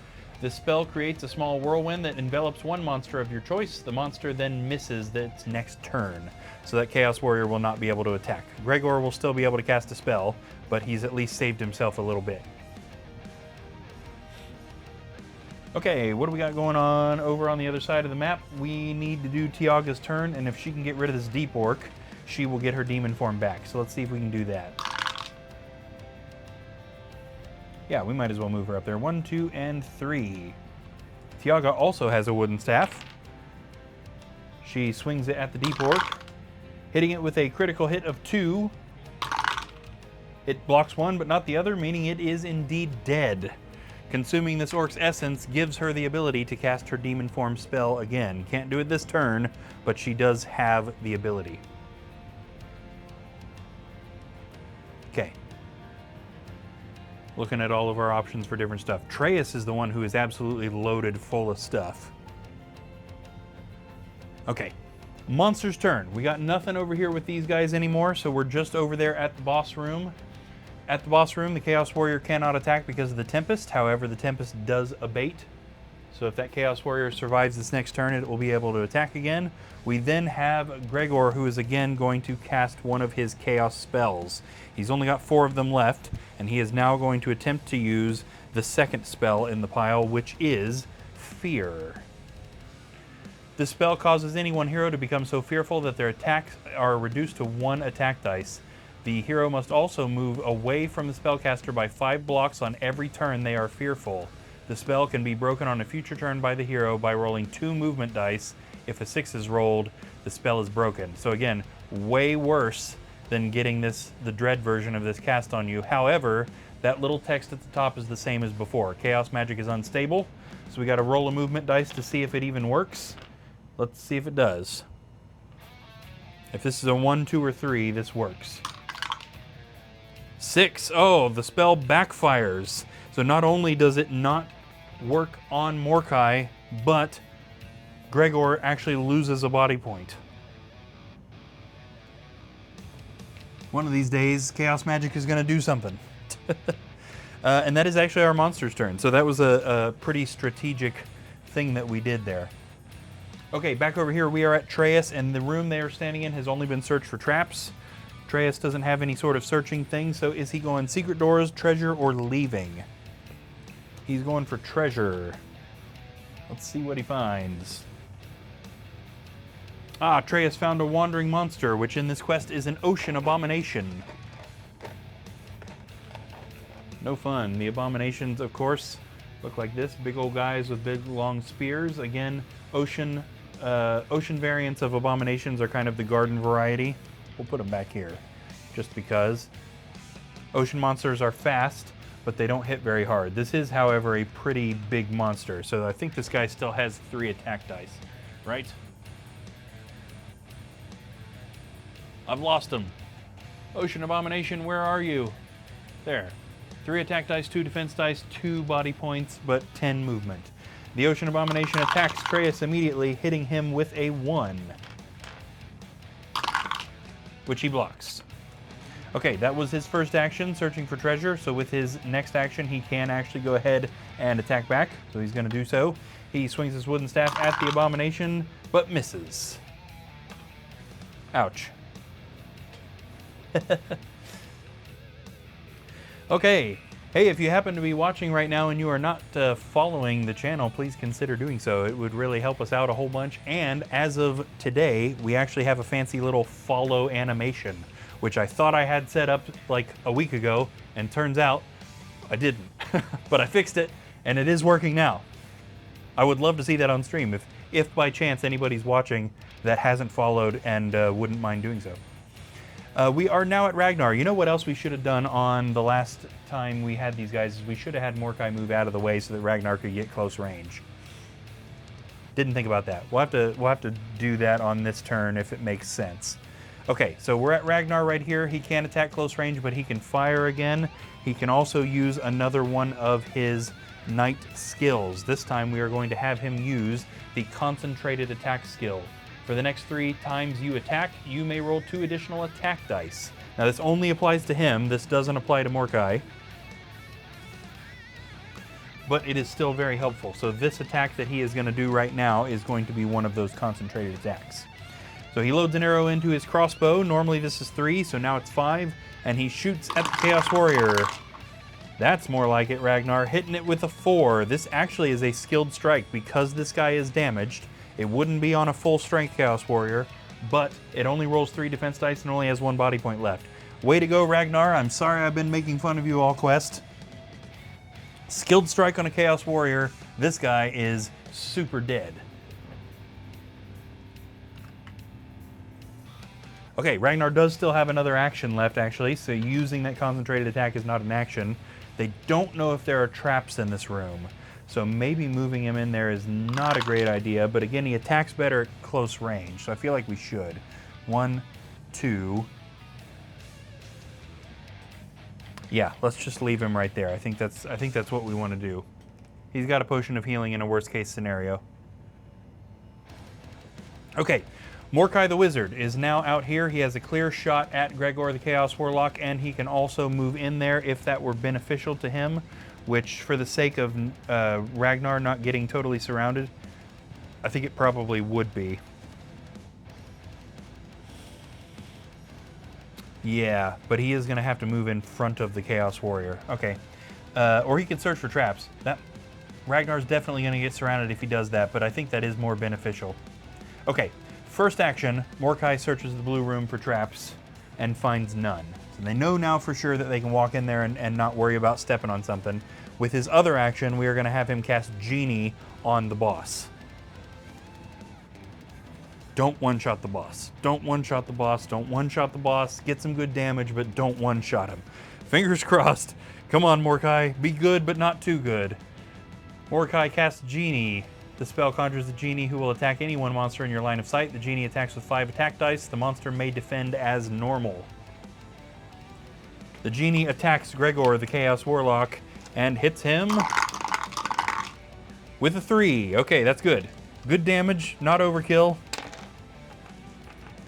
Gregor attempts to defend and blocks 2 of the 3. Hey, that's pretty good. Only taking 1 damage. All right. Drama, but not overkill. Chip damage. That's what we like to see. Okay, that is everybody over here for now. We need to come over here to Tiaga, who is now suddenly, unexpectedly, got an abomination to deal with. What else needs done in this room? She's going to start her turn by searching for secret doors in this room. There are none. She is then going to fire a blast of energy from her oak wand at the ocean abomination and hit it with a 1. Excuse me. It blocks the attack. Worth a try. Monster's turn. Okay, this abomination already attacked on this turn cycle. It was a while ago, but it was this turn cycle. If it survives to the next monster's turn, it will get to attack again. The real problem is, of course, up here in this room, to nobody's surprise. So, first off, Chaos Warrior is going to attack Ragnar. Chaos Warrior swings with its axe, hitting Ragnar with a 3. Now remember, Ragnar's got Rallying Call active right now, so he's got really good defense. Hit with a 3, but only defends 1, losing 2 body points. Luckily, he's still pretty beefy. This only brings him down to 7 body points. Next, Gregor. Now Gregor also has 2 actions. Now he is close range to Ragnar, which means he can cast a spell, and he can hit normal. So let's start with the normal hit. Gregor attacks Ragnar, and I throw my dice everywhere. There we go. Hitting Ragnar with a 2. Ragnar does manage to defend that attack just barely. Gregor also casts a spell. Let's see which one he is casting. It's going to be the bottom of the pile currently. He is casting Ball of Flame.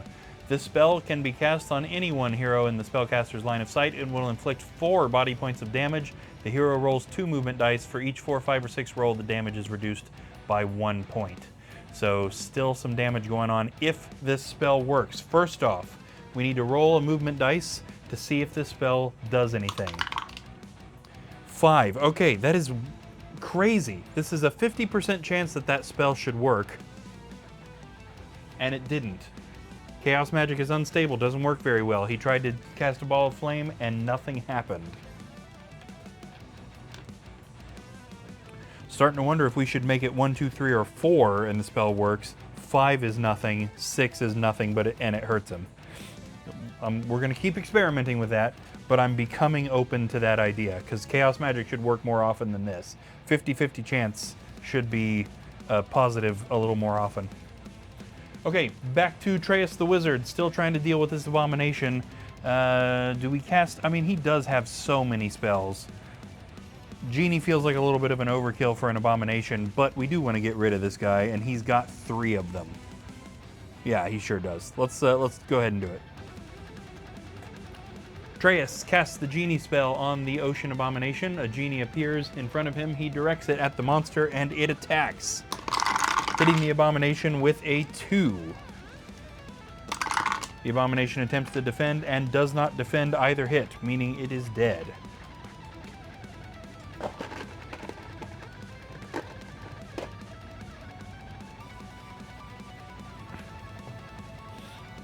Okay, everything's been searched. Really, I want to get them down to this green room. For the sake of not backtracking a whole bunch, let's get the 2 of them down there. 1, 2, 3, 4, 5, 6, 7, 8, and 9.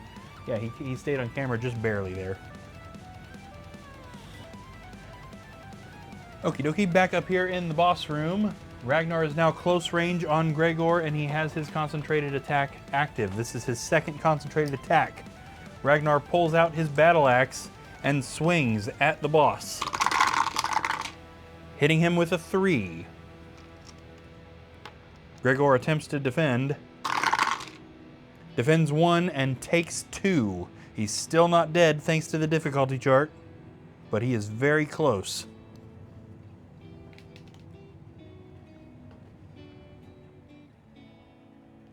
Okay, Bohemia says suggestion is fail on the 6, and it's always catastrophic. So if it fails, it hurts the boss, but it's a low chance. Chances are strong that it actually works. We do have pretty beefy heroes, because I would hate to see it work like basically all of the time. But the heroes are pretty strong. So maybe that's not a terrible thing. Okay, Ragnar, there's nothing else he can really do. He might as well search this room for secret doors, and there are none, just so that he's doing something with his second action. Okay, Mordecai, what spells do we have left? Veil of Mist, Heal Body, and Water of Healing. Okay, so he's got nothing left to hit the boss unless he's just going regular. And that's not a bad idea, because he does have a chance to kill the boss right at the moment. He's not going to kill that Chaos Warrior, even with best case scenario. So let's do that. Mordecai sends a blast of energy from his wand at Gregor, hitting him with a 1. This still could kill him. The boss blocks the attack. Kind of glad. Would have been interesting for Mordecai to get that on his list of achievements, but okay. Then with Mordecai's other action, we're going to go ahead and move him into the room. 1, 2, just like that. Okie dokie. This takes us to Tiaga the Warlock, who is back over here in the blue and black room. We might as well start her turn off with her recasting her demon form spell. We don't need to read it again. She got it back from absorbing that Deep Orc's essence. So she is back to her demon form and ready to go, and then we will get her moving after Atreus. Well, we got a dice that didn't quite land right there. Yeah, there we go.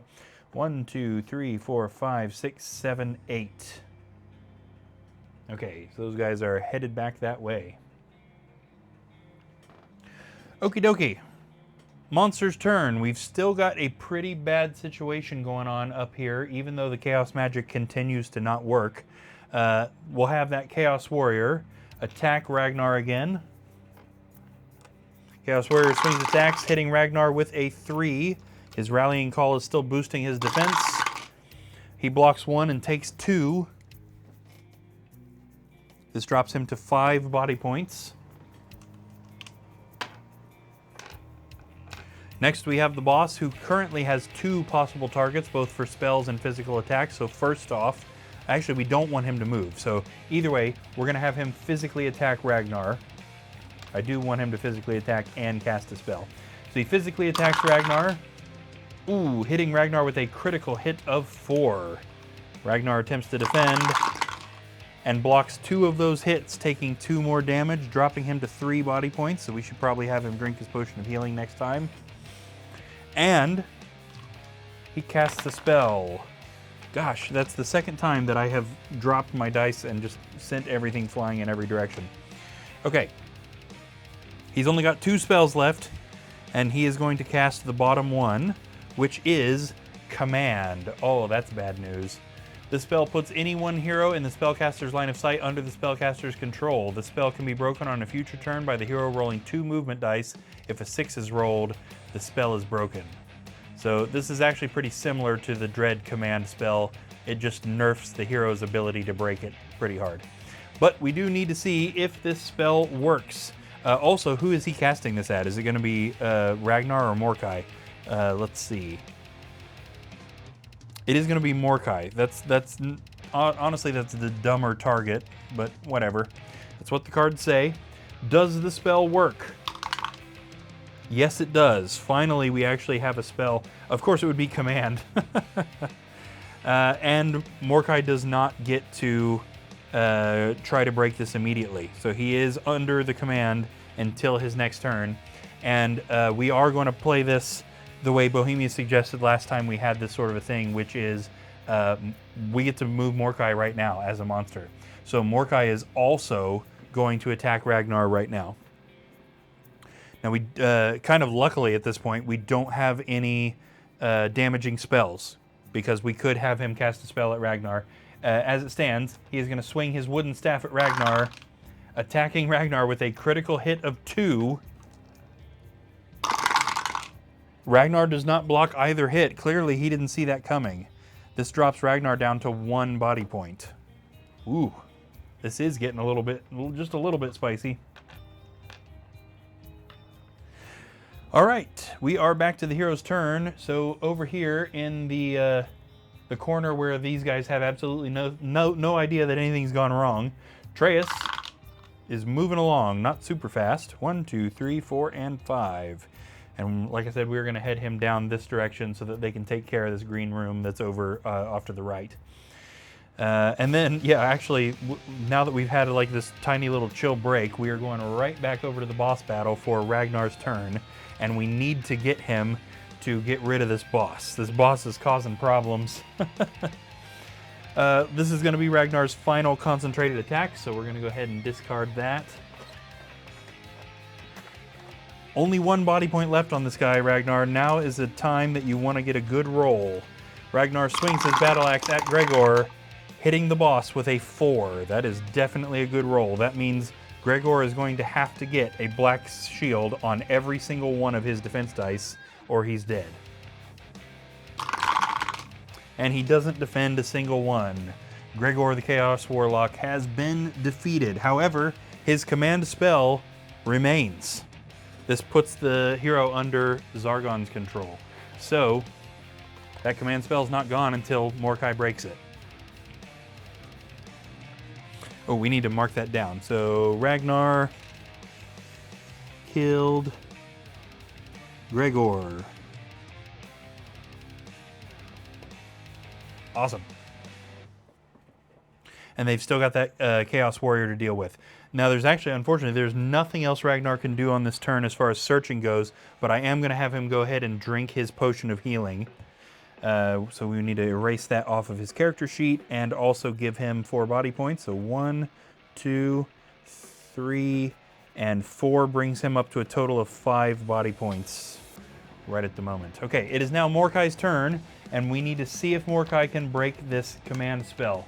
As per the card, he gets to roll 2 movement dice, and he's trying to get a 6 on one of these dice. Normally, this would be rolling for your mind points, and he'd get 6 dice for this.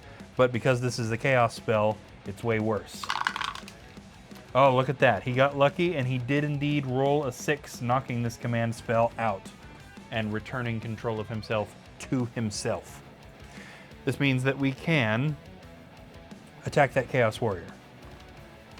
Mordecai sends a blast of energy from his oak wand at the Chaos Warrior, hitting it with a 1. The Chaos Warrior defends the attack. Not really anything else that Mordecai can do. I think we will move him, because Mordecai's got a good amount of body points. We want to present that Chaos Warrior with a possible different option for attack. Coming back over here, we now have Demon Form Tiaga here, moving along. Not too bad. 1, 2, 3, 4, 5, 6, 7, 8, 9, and 10. So slowly but surely we are moving the 2 of them down there towards that hallway. Monster's turn. We only have 1 monster on the board at the moment, and it is that Chaos Warrior. Who's it going to hit? It is going to stay on Ragnar. Chaos Warrior swings its axe at the knight, hitting Ragnar with a 3. Now Ragnar is still benefiting from Rallying Call, and he does manage to block that attack. Good, things are kind of turning around up there for them after an interesting boss battle, for sure. Oops, I've killed Tiaga. There we go. And that brings us right back over to Atreus the Wizard. He didn't end up with a Swift Wind, did he? No, he sure didn't. 1, 2, 3, he could use it, because he is moving super slow right now. Gosh. Okay, guys, can we get rid of this Chaos Warrior and figure out what's going on in this room? Ragnar no longer has boosted attack, but 4 dice is still nothing too bad. He swings his battle axe at the Chaos Warrior, hitting it only with a 1. But it doesn't block. Takes the 1 damage there. Anything else Ragnar can do? No, there sure is not. Okay, and that leaves us with Mordecai there, who also can't really do anything other than just try and hit this guy. Mordecai swings his wooden staff, hitting the Chaos Warrior with a critical hit of 2. Okay. And the Chaos Warrior doesn't defend it. All right, Mordecai. That may not count as a quote-unquote achievement since that guy wasn't a boss, but that's no small feat for a wizard to take out a Chaos Warrior with melee attack. And that was his first action, so actually he can search the room for treasure with his second action. And we do indeed have something fancy here, I think. What do we got? The first hero to search for treasure in this room will find 2 random spell scrolls on Gregor's table. Awesome. Okay. Spell scrolls are always random for me, so let me switch cameras here. We do have a deck of spell scrolls right here, which we are just gonna randomly, we're gonna draw a card, well, 2 cards in this case, and it just go down that many spell scrolls and see what he finds. So his first one is gonna be card number 8. 1, 2, 3, 4, 5, 6, 7, and 8 is a pass-through rock scroll. Okay, whatever. We'll set that over here. And his second spell scroll is going to be just whatever is next in the pile, which is a lightning bolt scroll. That's neat. This spell scroll is the only way a hero is going to cast the spell lightning bolt, other than some weird circumstances in one of the later books. So I'll go ahead and mark both of these on his sheet. A pass-through rock scroll and a lightning bolt scroll, which would allow him to cast both of those spells using the scroll instead of his magic skill, which means casting the spell's not an action because it's an item, using an item. And then also, theoretically, characters that don't have magic could cast those. So he could pass those off to Ragnar, just for example, and then Ragnar could cast those spells since you're using it from a scroll rather than from your internal magical ability. Okay, that takes care of them up there. We are coming back down here for... Oh, we were already there, weren't we? Yep, Demon Form Warlock. Tiaga is moving along. Whoa. There was a bug in my dice tower. It crawled out of there and it scared the crap out of me. Okay, Tiaga is moving right along with 11, so she's definitely going to get over to this green room. 1, 2, 3, 4, 5, 6, 7, and 8.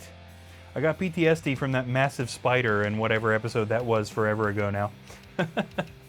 Okay, in this green room there is a weapons rack.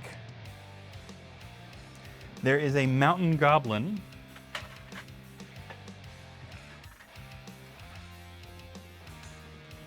And also a wasteland orc. There they are. There we go. So just the normal old goblin, and then the wasteland orc has lower speed but higher defense. Now Tiaga hasn't done anything on this turn, but she prefers to trap search over battle. So traps, battle. She is actually going battle. Okay, now she could fire at either one of these guys from her current position. Who's she going for? She's actually going to go for the wasteland orc, which is smart, definitely the bigger threat. She sends a burst of demonic energy at the orc, hitting it with a 2. It does not defend. It is dead.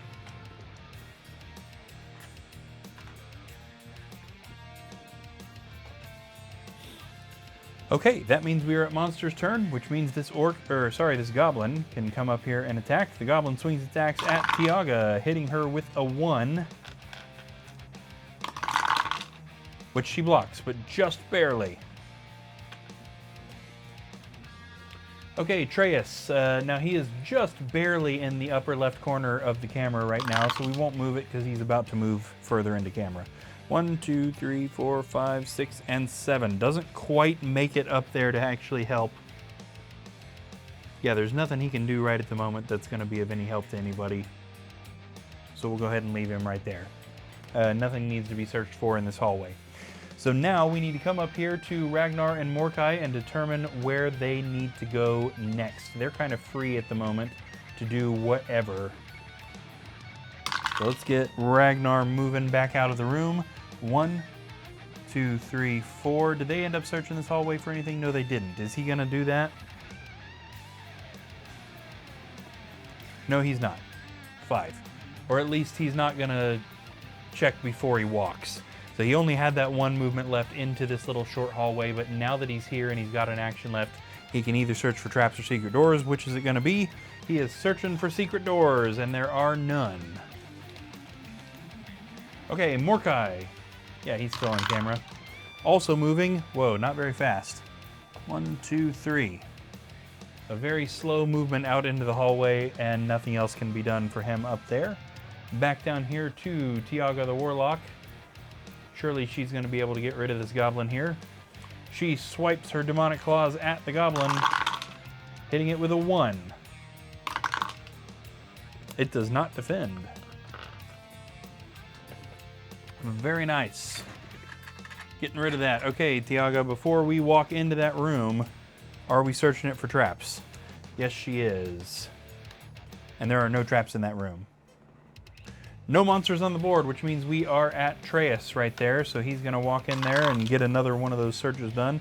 1, 2, and 3. Is it going to be secret doors or treasure? He's going for secret doors, and there are none. Back up over here, we're at Ragnar, who's at the kind of the top of the map right there, headed down this hallway. Is he, I guess we should ask, is he going to search for traps or move? He is going to search for traps for his first action, and there are none. Really, like, small traps, small amount of traps in this quest. Unusual. And then he is moving 8. 1, 2, 3, 4, 5, 6, 7, and 8, which means he does make it up to this door. Now, he can't do anything about what's in there, but since he's here, we might as well let him open it. In the central room, there is another door. There is a table. Let's go ahead and put a dirt floor there. Grab ourselves a table. There is a fireplace.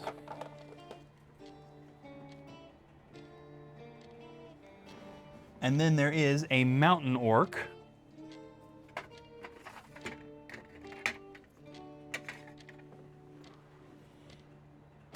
Where are we at here? Mountain orc here. A swamp orc. The swamp monsters have bad defense but high attack. Actually, we should use an Avalon Hill so that I remember there's a difference between these two variants. There's a swamp orc. And a wasteland femur. Feels like it's been a little while since we've seen a femur. Wasteland femurs are the normal version of femur here. So that's regular Hero Quest stats. 3 attack, 3 defense, 2 body points. Ragnar can't do anything else. Now he's technically not out of movement, right? 1, 2, 3, 4, 5, 6, 7, 8. Yes, he is out of movement. So he doesn't have action, doesn't have movement. He's done. Morkai the Wizard. Back over here, now that we've opened up another room full of monsters, needs to get up there. But he is not in a hurry. 1, 2. He's feeling real good about that Chaos Warrior he killed. He's not in a hurry to get anywhere else fast. Okay, and back over here, we are at Tiaga now, and there's really no reason for her to search for treasure in that room when Traeus is already standing in there, so let's get her moving. Okay. 1, 2, 3. The dice have determined that the heroes are going to do the rest of this quest very slowly. Monster's turn. We got that room full of monsters that Ragnar just opened.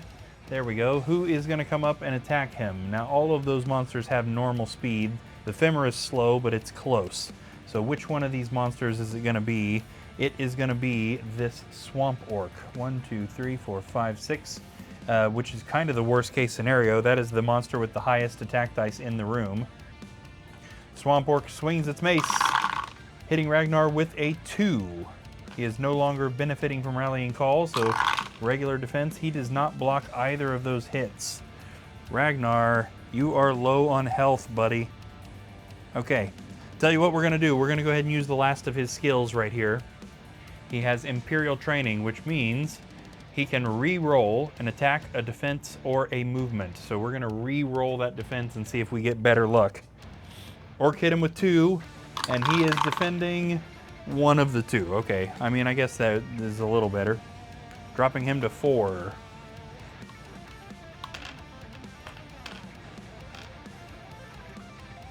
And yeah, I guess, you know what? This other orc could totally go out this door here, just so that we're not literally having them do nothing. Let's go ahead and open this door and move the orc out and around.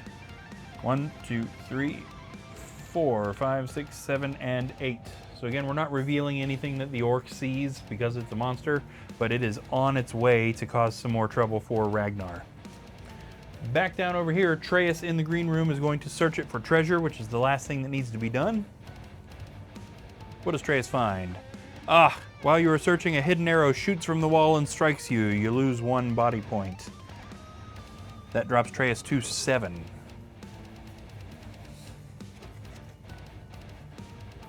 There we go. And with his second action, he can go ahead and start moving out. Is he moving faster than Tiago? Yes, he is.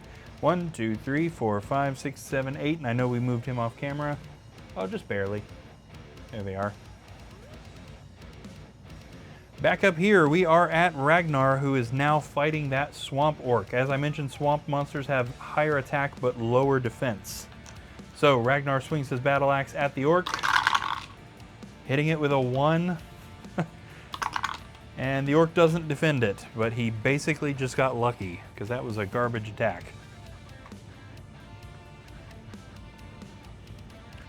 Alright, is he going to search for anything, or is he moving into that room?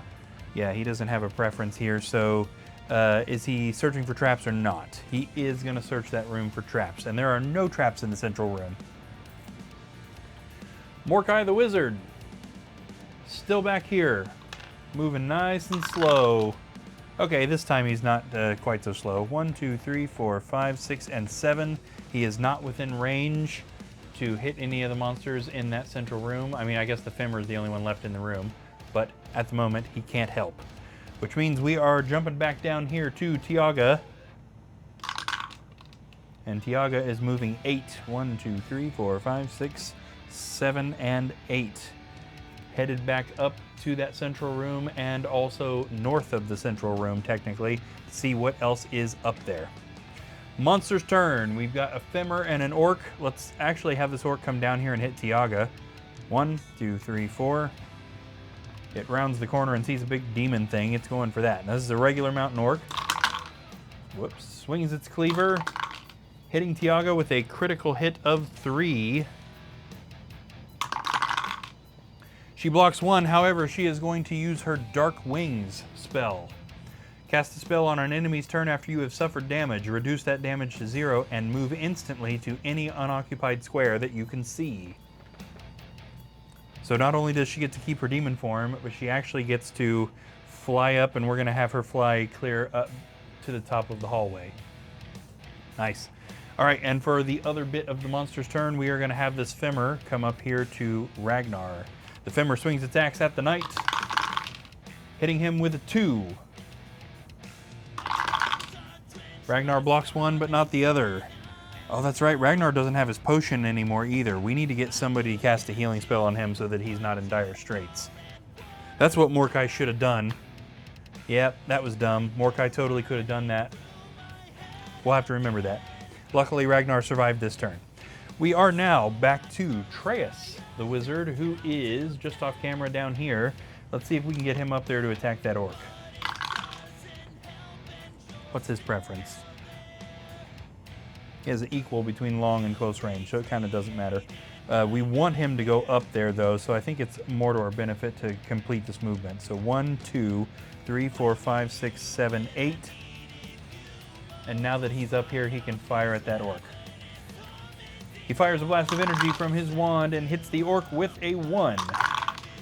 The orc blocks. That orc's not having any of that. Up here with Ragnar. Ragnar is kind of out of party tricks, so he's just got to fight like normal. Luckily, he's got a battle axe. So, Ragnar swings his battle axe at the Femur, hitting it with a 1, which the Femur blocks. You got to hit harder than that, Ragnar. He's going to go ahead and use his other action to search the central room for secret doors and find nothing. Mordecai the Wizard, who is also on camera, we'll move it just a little bit back there to him. He can do 2 things on this turn. The first thing, we are going to have him send a blast of energy from his wand at that Femur, hitting it with a critical hit of 2, again, if he kills this thing. Oh man, come on, Ragnar.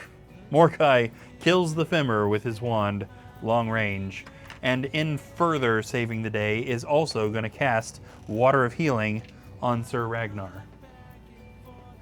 Got to leave the old man wizard to do everything.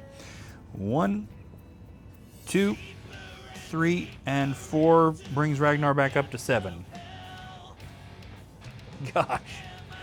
You want to tell me how a wizard with 2 dice is consistently destroying monsters that Ragnar with 4 attack dice can't seem to get a hit on? And Mordecai's not even just finishing them off, he's just straight up killing them. Okay, this takes us back to the demon. Tiaga in demon form is going to fire a blast of demonic energy at the orc, hitting it with a 1. Which the orc does not defend. It is dead. There we go. So for the first time in a while, we have actually cleared the board of monsters. That means Tiaga can go ahead and move. And we kind of need her to go up this way to see what's over here. We haven't seen what's over here yet. 1, 2, and 3. I just realized nobody's searched that square for traps yet either. We probably should have asked if she was going to do that. The only thing new, actually a couple things new, she can see a wall right here. Of course, she can see the opening into the central room that orc opened. And there's also a door leading up into this area.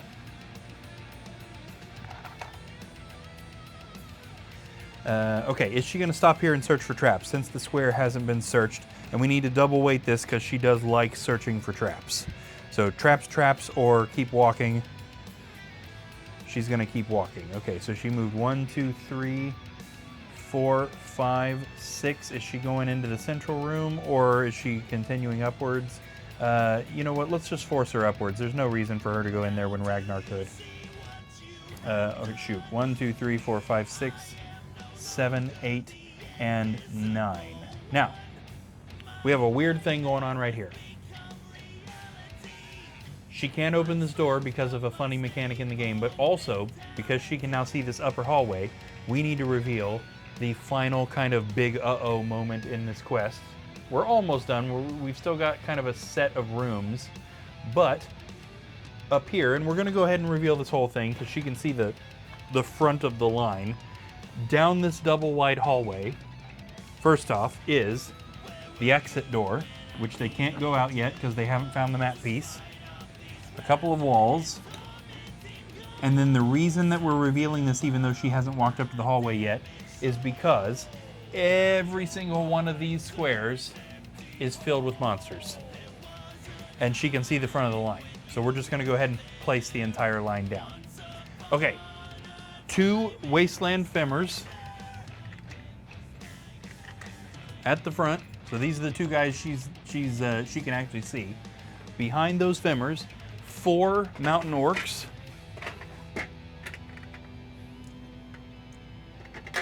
Oops. 1, 2, 3, and 4. Behind those guys, 2 swamp goblins.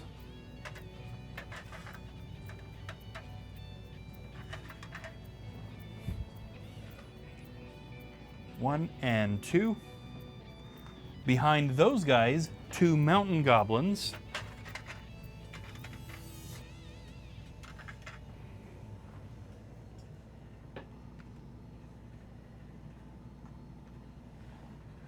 Behind those guys, 1 deep femmer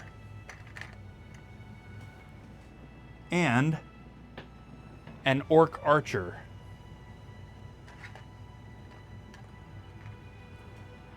So that is bad news right there.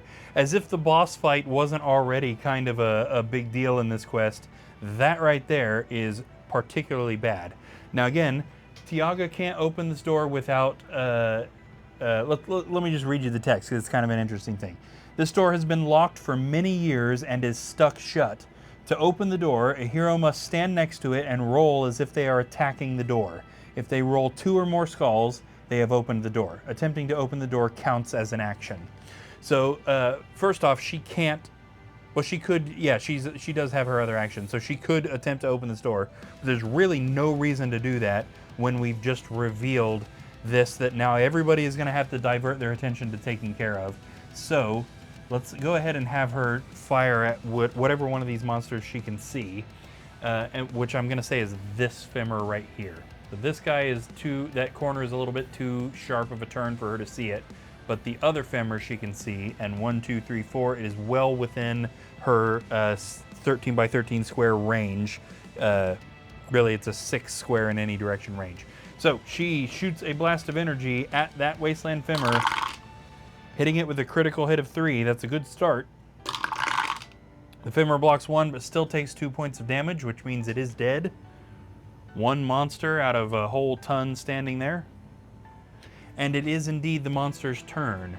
So we are going to have monsters streaming out into the hallway, and luckily, Tiaga and Ragnar are the only ones who are going to get hit, but we are going to be filling this whole hallway. So let me go ahead and get all the movement out of the way first. I don't typically do it that way, but because there's so many monsters here, let's get the movement, all the movement out, and then we'll do the attacks. So 1, 2, 3, we know that femur is going to attack.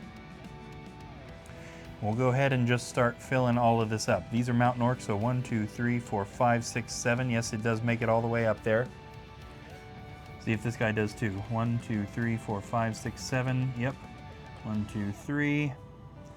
Swamp goblins still have 10. Their movement isn't nerfed. 1, 2, 3, 4, 5, 6, 7. 1, 2, 3. Yep, these are mountain goblins. 1, 2, 3, 4, 5, 6, 7. 1, 2, 3, 4, 5, 6, 7. How much do deep femurs move? I think they're slow, right? Yeah, very slow. 1, 2, and then the orc archer can still go 8. So 1, 2, 3, 4, 5, 6, and we'll point him at Tiaga because he can actually hit her. Okay, so, we got this situation and the other situation. So first off, is that the, yeah, okay. We have a mountain orc attacking Ragnar. Let's turn him to face. Mountain orc swings its sword at the knight, hitting him with a critical hit of 3. He doesn't block a single one of those hits, almost negating the healing spell that was just cast on him and dropping him to 4 body points. And then Tiaga has 2 monsters. First off, the wasteland femur swings its axe at her, hitting her with a 1. Which she blocks just barely, and she also has the orc archer firing an arrow at her, hitting her with a 1, which again she blocks, but just barely. Whew. I really figured she was losing the demon form there. That is wild. Okie dokie. Heroes, what are we doing about this disaster? Treyas the Wizard is the first one that we have. And it would be probably more beneficial for him to come up over here by Ragnar so that he can help shooting up that direction. If he goes up by Tiaga, he's going to be shooting around the corner, which is no good. First off, at least he moved enough. 1, 2, 3, 4, 5, and 6. Let's go ahead and switch to the other camera shot so that we can see him right there. And he can actually fire at that mountain orc. Spells. Are there monsters here that would be more deserving of the spells? Probably the deep femur, but we're at that point. We need to just be using them up. Okay. He is going to he's going to shoot a beam of energy from his oak wand at that mountain orc, hitting it with a 1, which it does not defend. So he gets rid of that first guy.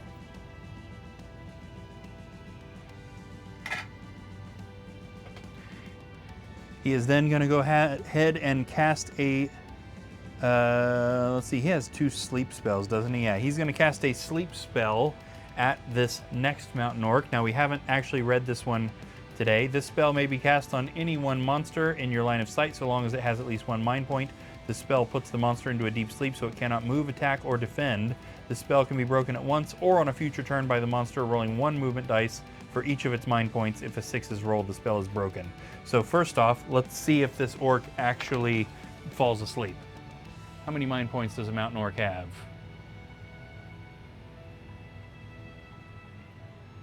There we go. Just 2. Okay. So if there's a 6 on one of these dice, the spell has no effect. Okay, that orc is indeed asleep. Next up we have Ragnar, so he's just going to go ahead and attack that orc right off the bat. Now surely the sleep spell isn't going to have that much effect, but I guess we did something. Ragnar swings his battle axe, hitting that orc with a 1, and because it can't defend, that is an automatic death. So that theoretically helped him, since he's been doing kind of garbage this whole quest with monsters defending his 1 skull attacks. We are now at Mordecai the Wizard, and since Ragnar moved, that allows Mordecai to actually get in here. 1, 2, 3. Does anybody need a healing spell? That's pretty much all Mordecai's got. Oh, darn. He had a lightning bolt, but unfortunately, there's only one more monster in this path. If there had been a bunch of monsters in this path, that lightning bolt would have been super cool right here. Ragnar could probably use another healing spell, yeah. Honestly, Treyas could too, but Treyas has got his own healing spells. Okay, for the second turn in a row, Mordecai is going to cast a healing spell on Ragnar, this time Heal Body, which is going to give Ragnar some body points back. 1, 2, 3, 4. This puts him up to 8 body points. Sheesh, that's all Mordecai can do, but at least we're, Ragnar's back out of the danger zone. And then Tiaga over here is still dealing with the whole situation full of stuff. Does she have anything that can help her? Yeah, let's use up a potion of strength and try and get rid of this femur. So she is going to drink a potion of strength, which gives her 2 extra attack dice just for this 1 hit. Make sure I erase it off her sheet.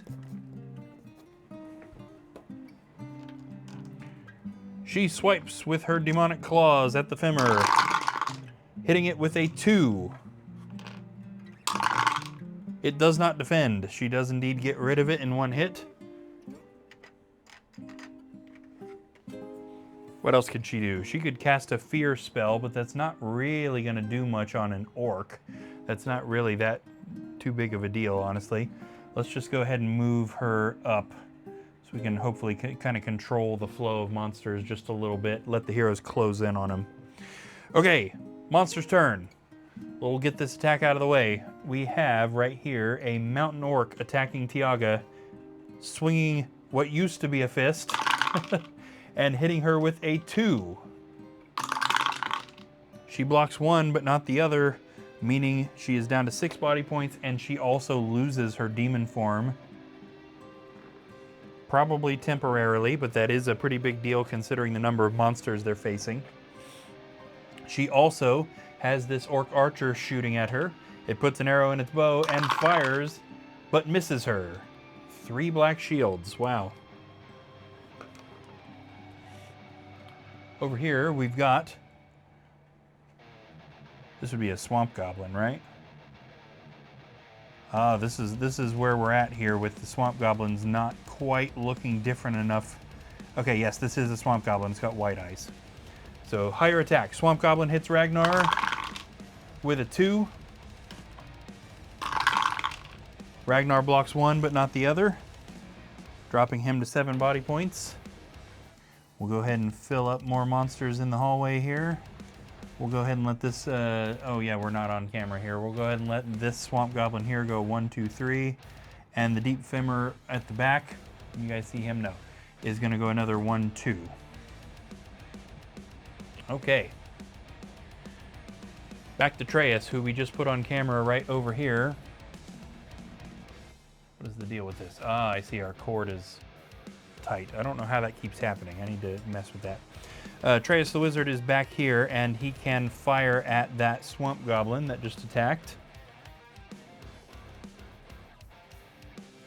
Yeah, okay, yep, getting a plan going. Treyas fires a blast of energy from his oak wand, but misses, unfortunately. Is Genie the only big spell he got? Because surely we won't need a Tempest for a goblin. Genie is also overkill, but again, we might as well be using him up.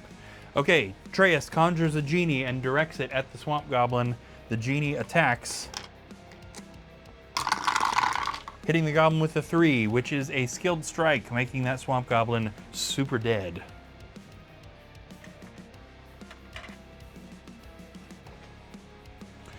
Okay, that brings us to Ragnar, who's just going to move forward and keep on swinging.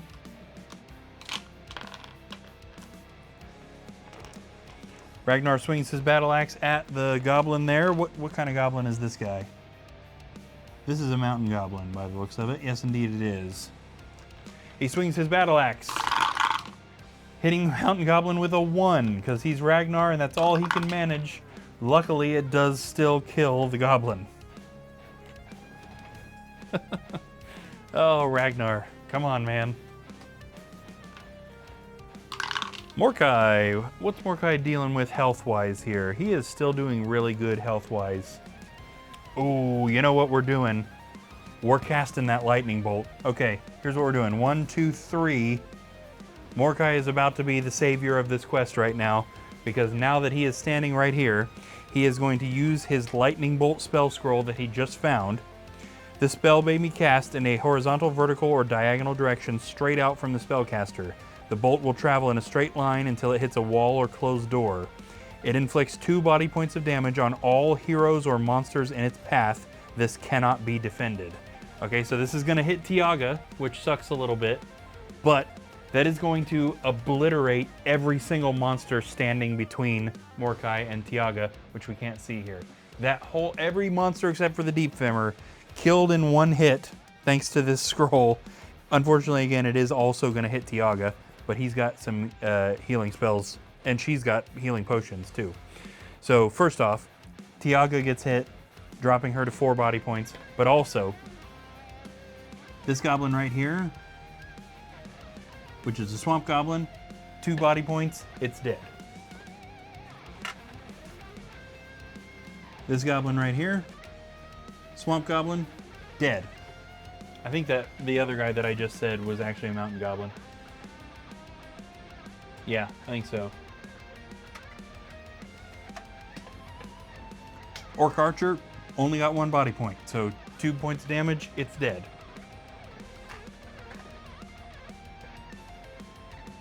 Yep, mountain orc, both of those guys, 2 body points, they're dead. That is the way to go, Morkai. It sucks that he hit Tiaga a little bit too, but geez. That is a way to clear a whole bunch of monsters.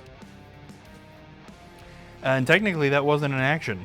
Using the lightning bolt was a spell scroll, which means technically he still has a second action, which is kind of hilarious, because still nobody has searched the square for traps. They've stepped on every square of it basically though, so there's kind of no point. But let's go ahead and have him search for secret doors in the hallways surrounding the central room, and there are none. This then takes us to Tiaga, who kind of needs to heal now.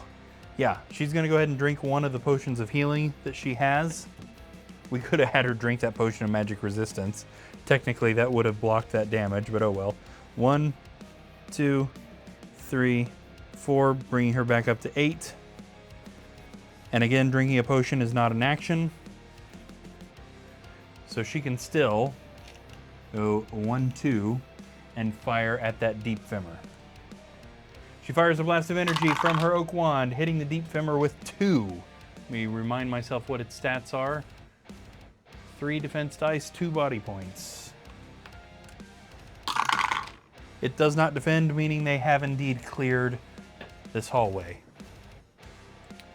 Boy, that would have been way harder if Morkai hadn't found that lightning bolt scroll. That came in super, super handy. That's wild. So now they only have this kind of area over here to do, and then we will be talking about cleaning up the quest. No monsters on the board, surprisingly. Luckily, essentially, thanks to Morkai's lightning bolt spell. It is Treus's turn, and he is down here on the other camera, kinda. There he is. So let's get him over there to that door so that they can attack it. 1, 2, 3, 4, 5. Try to get it open. 4, 5, 6. Yeah, you know what? That door is actually within his long range, just barely. This doesn't. Oh no, they have to stand next to it. Okay, so you can't attack this door with long range.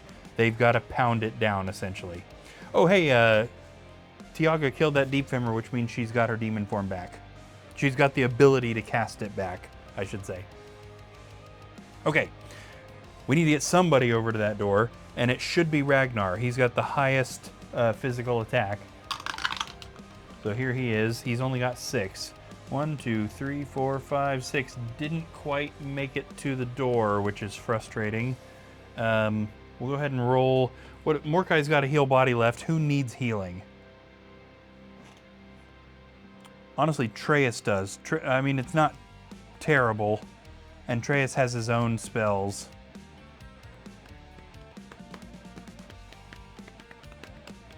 Nah, we're going to use it up. Mordecai is going to go ahead and cast Heal Body on Treyas. Treyas is low, or kind of low. 1, 2, 3, 4. This actually puts him up to 11 body points. So he wasn't super low, but the spells, it's not like the spells regenerate or that he's at a disadvantage for using extra stuff. We got one area left. We don't know what's in there. 1, 2, 3, 4, 5, 6, and we'll stop him short of the door because again, it really should be Ragnar that's doing that. Tiaga then, we don't want to move her actually, so we're just going to use her turn to recast her demon form spell again, so that she's a little bit more prepared for whatever might be in this last little area. And then we are back to Treyas. We're just going to move him 1, 2, and then we're going to let Ragnar also move 1, 2. Now Ragnar, we just did some weird stuff to make sure you were at the front of the party so that you could knock this door down. Don't fail us. Ragnar attempts to open the door and is successful. Okay, good. So basically he hacked that door down with his battle axe. And inside this new room we have a door going north and a door going east. And at the moment, nothing else. Now trying to open the door counts as an action, so he moved and opened the door just because this was a special door. So it is Mordecai's turn. 1, 2. Is he going to stop here and search for traps? Yes, he is. There are no traps in this room. Been kind of quiet in the chat. Is everybody doing okay? I've just been kind of vibing and playing and not worrying about too much. Everybody else still out there?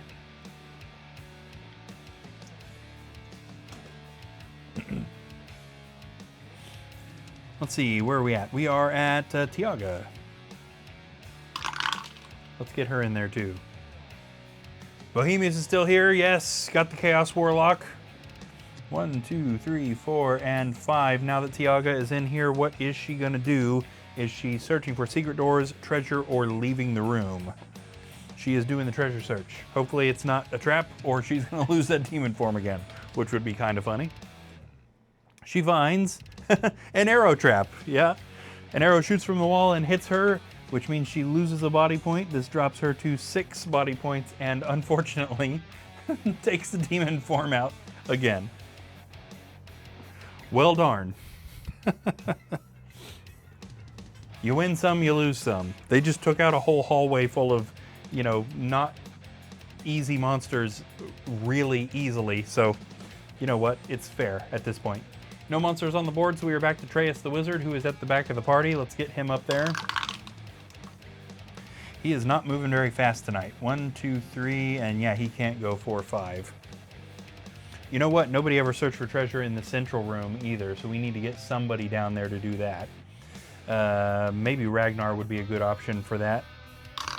It's his turn. Let's go ahead and do that. 1, 2, 3, and 4. So we have moved him here into the central room just to get treasure search done in that area. Let's see what he finds.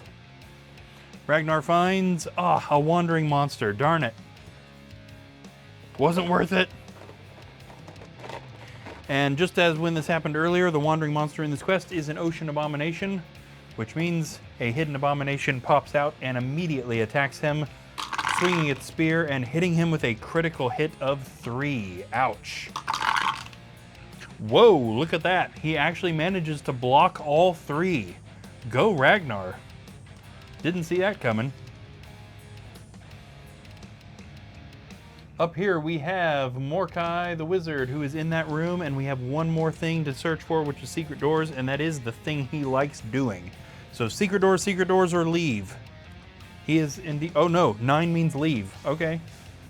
Which door are you headed to, Mordecai? He is headed to the further door. 1, 2, 3. He is opening this door, and in this room, all we have are some undead. 2 skeletons, a zombie, and a mummy. So here's our 2 skeletons. Please ignore the absolute garbage 12-year-old paint job. We have a zombie.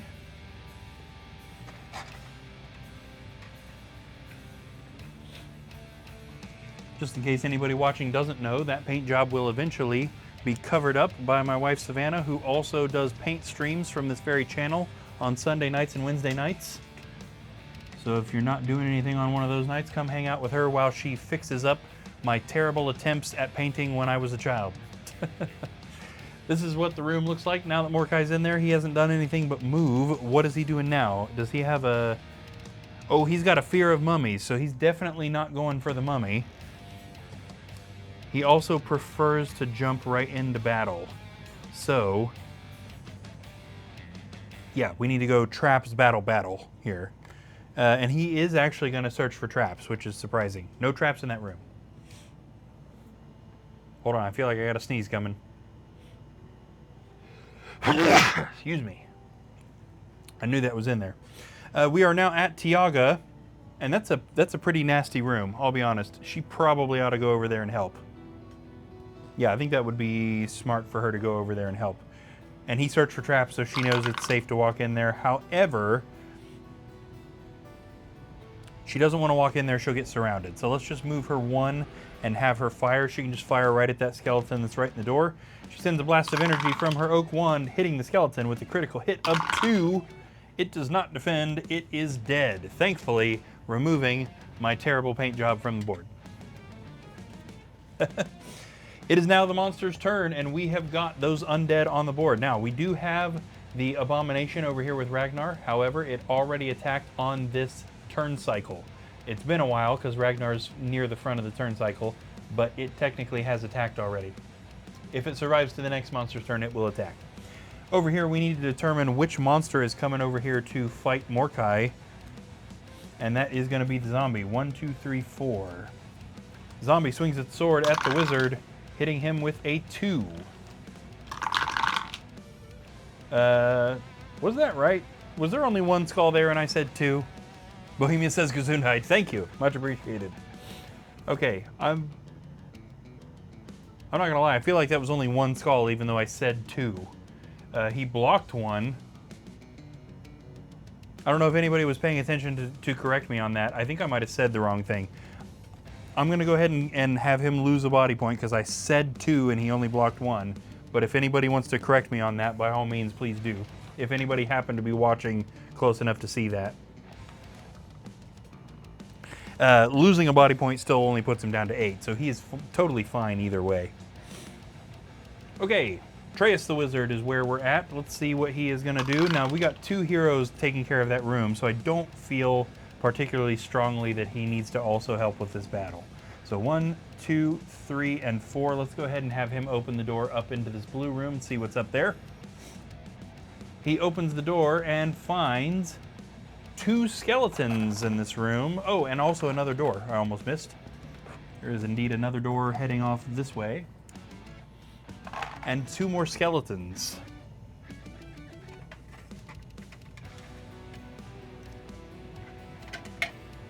We got a skeleton here and a skeleton there.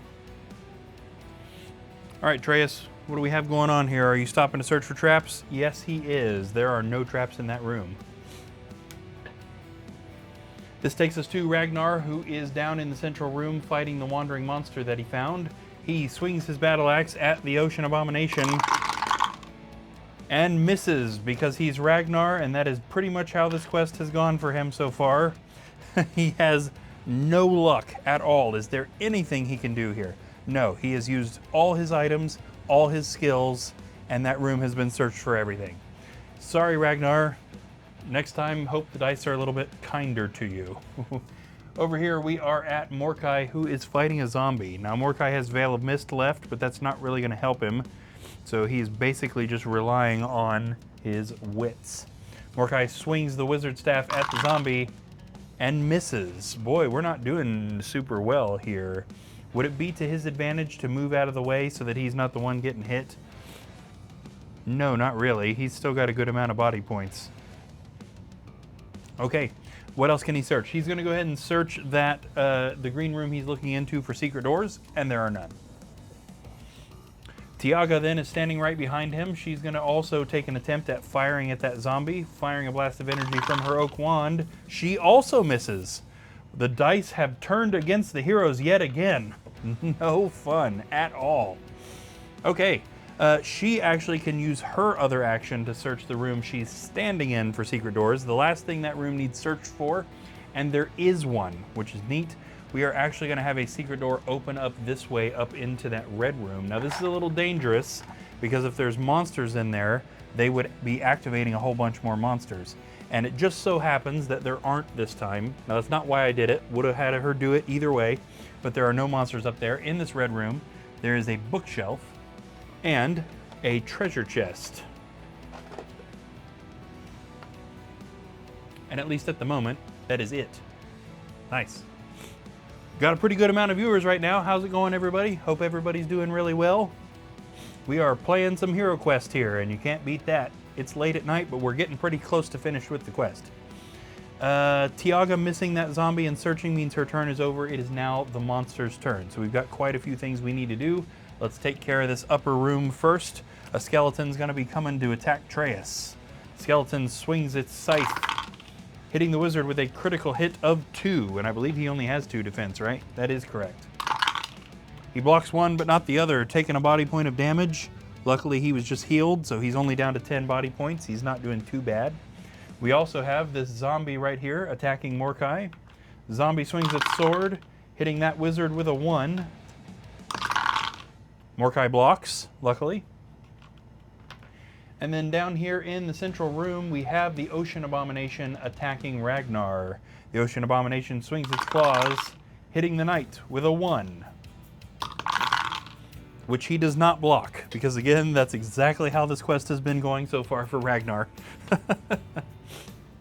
Okay, back to the hero's turn. Traeus, what do we have going on up here? What can we do? You still got plenty of spells to do. Traeus is going to swing with his staff at the skeleton right in front of him, hitting it with a critical hit of 2. The skeleton does not block. Getting rid of that skeleton. As I mentioned, Traeus has got plenty of spells left. He's got one more Genie. Let's see if he can get rid of that other skeleton with that. Now, Genie is a very powerful defensive spell. It's overkill on a skeleton, but we're near the end of the quest, and he's just trying to get rid of all the monsters.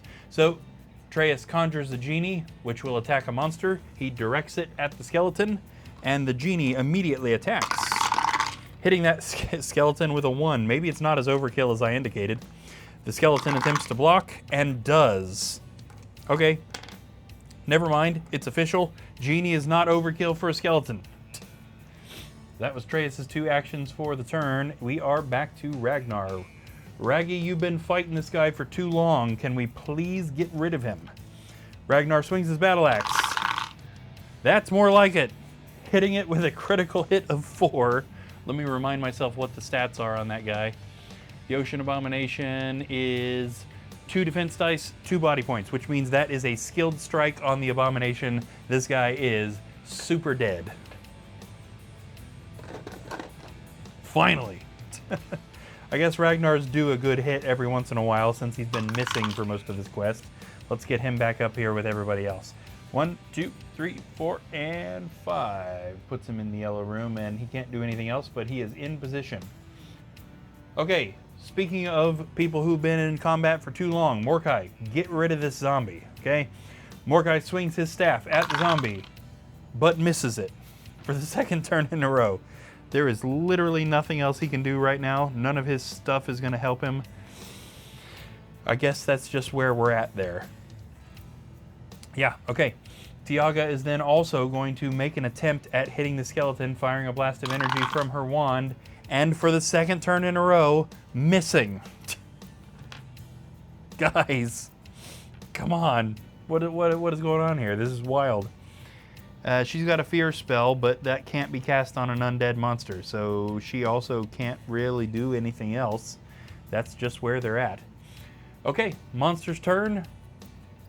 More of these monsters should have been dead, but oh well. The heroes are probably pretty tired. They've killed a lot of monsters. Skeleton attacks Traeus, swinging its scythe and hitting him with a 1. Traeus blocks, just barely.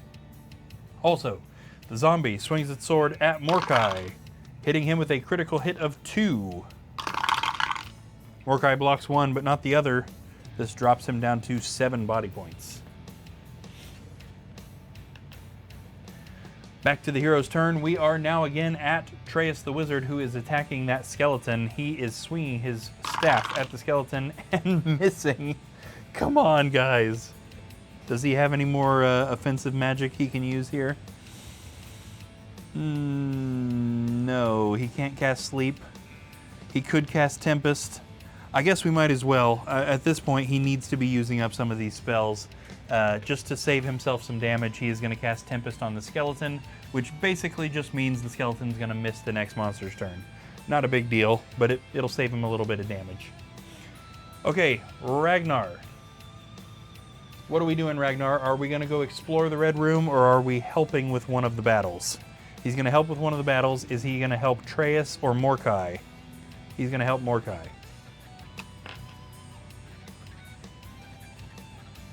Okay, tell you what, he can actually fire from his current position.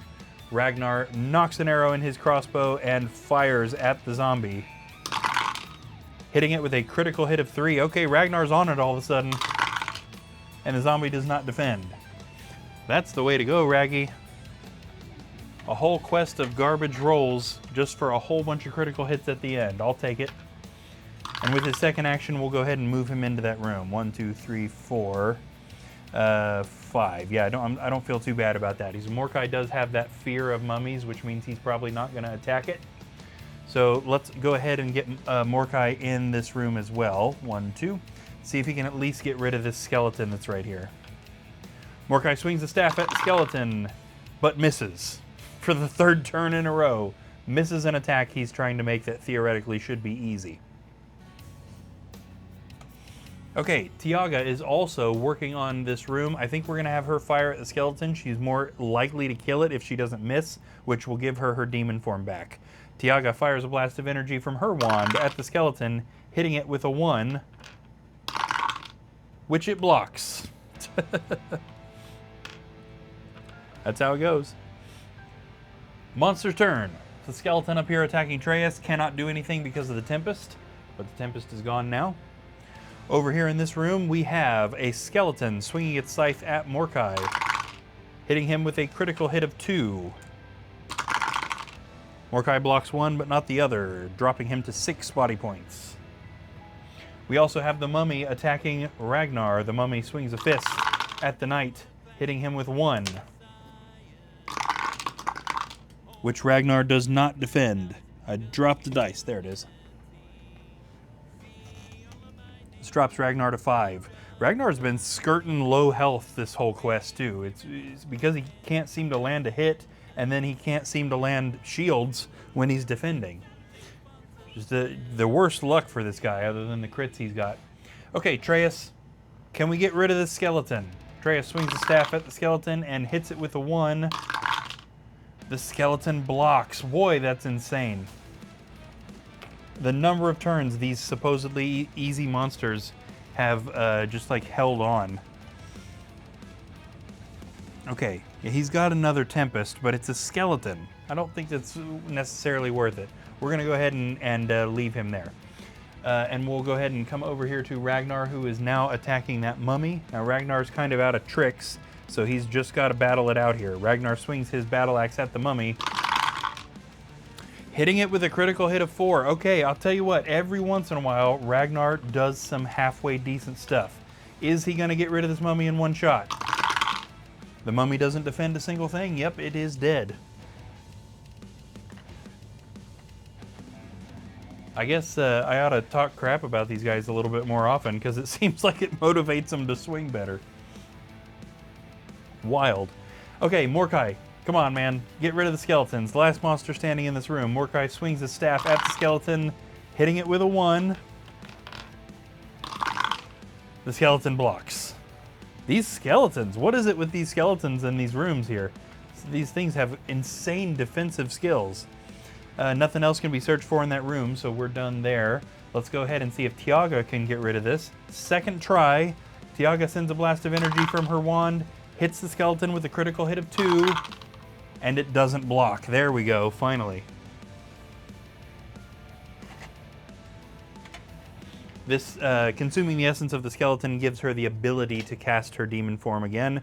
And since there is no immediate threat and she does have a second action, let's go ahead and do that. So she's going to cast that demon form spell and turn back into the demon. All right, monster's turn. Skeleton swings its scythe at Traeus the wizard, but misses. That's what we're doing this quest, I guess. Just missing back and forth.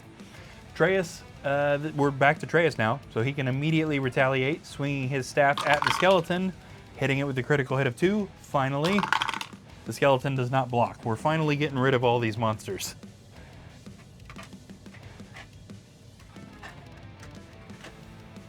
Whoops.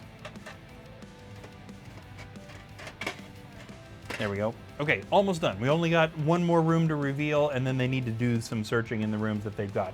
Hopefully they're not going to run into a bunch of wandering monsters. Traeus, what are we doing with the second action? Secret doors or moving into the blue room? He is going to search for secret doors in that blue room, and there are none.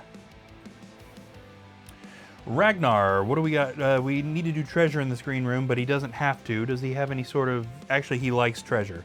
So treasure, or leave. He's doing treasure. Let's see what he finds in this room. Old Ragnar, suddenly the stone beneath his feet gives way. He falls into a shallow pit, losing 1 body point. That's unfortunate. He did really good in this room. He is down to 4 body points. Excuse me. Okay. He is allowed to move after that, though. Shallow pit means it didn't impede his movement. 1, 2, 3, 4, 5, 6. Is he going to stop here since this room hasn't been searched? No, he is not. 7. Oh, yeah, he's probably headed up to that chest, so 8. Luckily, neither of those squares are trapped. Mordecai, this room has now been completely searched, so he needs to move. Are we going into the red room? 1, 2, 3, 4, or the blue room? He is going to go into the blue room. 5, 6, 7, 8, 9. Now that he's here, he can go ahead and be the one to do this treasure search in the blue room. Let's see what Mordecai finds up there. A wandering monster. Ugh. This quest's wandering monster is an ocean abomination, so a hidden abomination pops out and immediately attacks Mordecai, swinging its spear and hitting him with a critical hit of 3. Mordecai blocks 1, but takes the other 2. This drops him to 4 body points. Hero's getting low on health. We still, Traeus still has some healing spells left for everybody, though. This takes us to Tiaga, Demon Form Warlock, who is going to go up there to help with that. 1, 2, 3, and 4. She can fire a blast of demonic energy at that ocean abomination, hitting it with a 1. Again, I never remember the ocean abomination stats for some reason. They only have two defense dice. And it does not block. Doesn't kill it, but it does damage it. Monster's turn. We do have that abomination, but it just attacked on this turn cycle. So if it survives to the next monster's turn, it will attack then. It is now Traeus' turn, and I do believe that the very first thing that we should do, both Ragnar and Mordecai are in pretty bad shape health-wise. Well, yeah, Mordecai's in combat at the moment. So we're going to go ahead and have Traeus cast Water of Healing on Mordecai. So from wizard to wizard, Water of Healing going to this guy, healing him 4 body points. 1, 2, 3, and 4. This brings Mordecai back up to 8 body points total. And then Atreus can also go ahead and fire at that ocean abomination from his current position. 1, 2, 3, 4. Yep, that guy is well within range. So Atreus fires a blast of energy from his oak wand, hitting the abomination with a 1, but it blocks. Okay, we are now at Ragnar, who is standing in the red room. Ragnar still has not searched this area for traps. So, is he going to search for traps, search for secret doors, or search for treasure? He is going for traps first, and there are no traps in this room. Okay, buddy, secret doors or moving up to the chest? He's going for secret doors as well. There are none in here. So in the next turn, he should be able to move and search for whatever treasure's in that chest, which theoretically ought to be the piece of the map that we've been looking for this whole quest. Up here, we are now at Mordecai. Mordecai swings his wooden staff at the abomination, hitting it with a 1, which it does not block. Taking it out.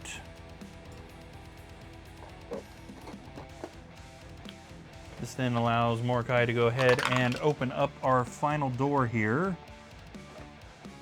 into this brown room. This is the last room of the quest. And in this room is a tomb, a zombie, oops,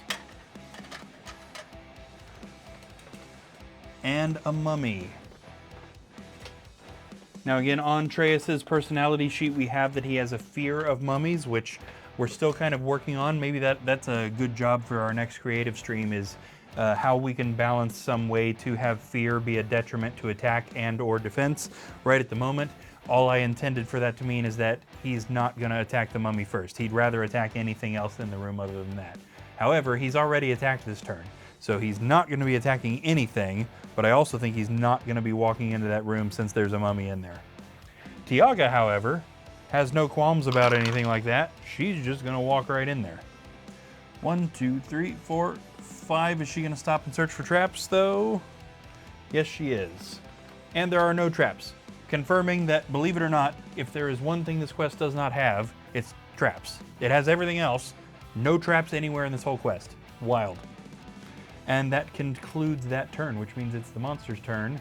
Now, will that mummy, 1, 2, 3, 4, the mummy won't actually make it up to her. So let's send the zombie, 1, 2, and then we'll move the mummy a little closer. The zombie swings its cleaver at Tiaga, hitting her with a 1, which she blocks, but just barely. That means we are back to Atreus the wizard over here, who might as well cast his other healing spell on Ragnar. So he's going to cast Heal Body on Ragnar. This is like the 3rd or 4th time that Ragnar has needed healed this quest. 1, 2, 3, 4, bring Ragnar back up to 8 body points. And then Atreus can go ahead and move in here where he can hopefully be of help. 1, 2, 3, 4, if his help is necessary up in this blue room. Speaking of Ragnar, he can finally get up to this chest. 1, 2, 3, and search this room for treasure. It will probably come as no surprise that he actually gets a whole bunch of stuff. The first thing he finds is another piece of Grin's stone map. There are 4 pieces to this map, and we've just found piece number 3.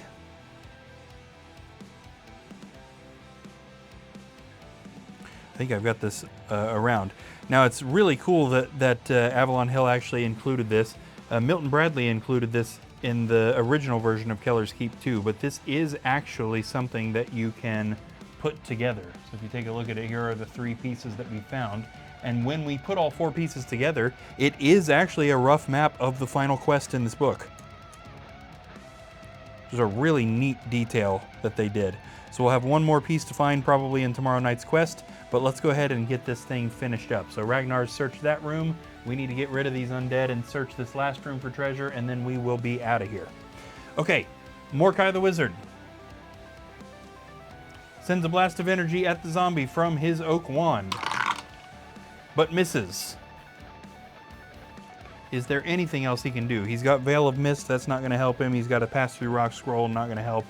Air Walk allows him to jump over traps, not going to help. He might as well hang out. Now the awkward thing is that he, you know what, he can kind of hide behind Tiaga. Let's go 1, 2 in movement. That way Dreas can also get up there and help. And then finally we have Tiaga, who is going to swipe with her claws at the zombie, hitting it with a 2. It blocks one but not the other. It is still dead. Very nice. We are then, what else? Oh, she can search for secret doors in this room. We'll go ahead and do that. There are none, but that's her second action used up. Monster's turn means the mummy is on its way. 1, 2, and 3. The mummy swings a fist at the demon, hitting her with a 1, which she does block, but again, just barely. This brings us back to Traeus. Traeus have anything fancy he can do to this guy? Can't put it to sleep. It's an undead monster. He might cast Tempest on it. Let's see if he... now he's only got 2 attack dice. Sends a blast of energy with his wand, hitting the mummy with a 1. See what kind of chip damage we can get on this guy. The mummy does block. He is going to go ahead and cast his last Tempest spell on this mummy. Now the mummy might end up dead after this quest, or after this turn, but just in case it doesn't, it's going to miss its next monster's turn.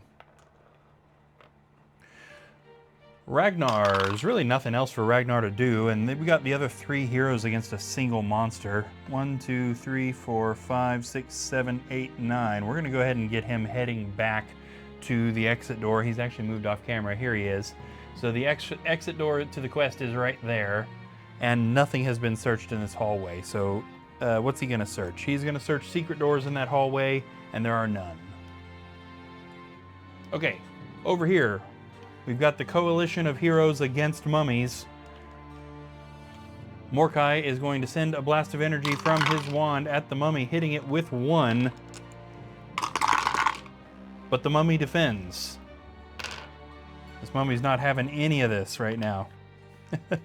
And then finally for the hero's turn, we are going to have Tiaga swing her demonic claws at the mummy, hitting it with a 2. That might be enough to kill it if it doesn't defend.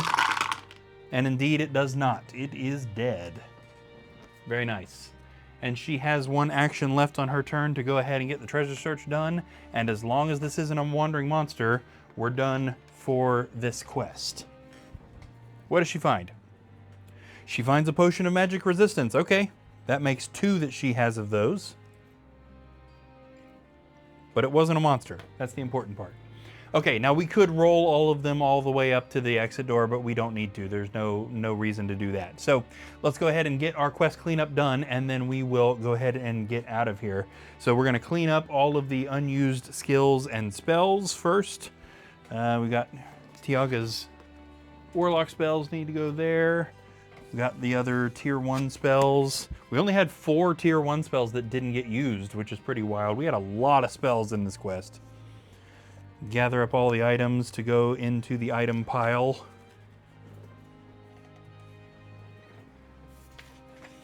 Okay, rewards for going on quests. First off, each surviving hero gets 50 gold coins, which means we are getting 200 gold coins for the completion of the quest, putting us up to 505 gold. Also, each surviving hero gets 2 skill set points, which they must immediately use in one of the 6 skill set categories. There are 10 levels in each category, and the different classes of hero benefit from those levels differently. There's not a reward for every single level, but there's always something good for maxing out.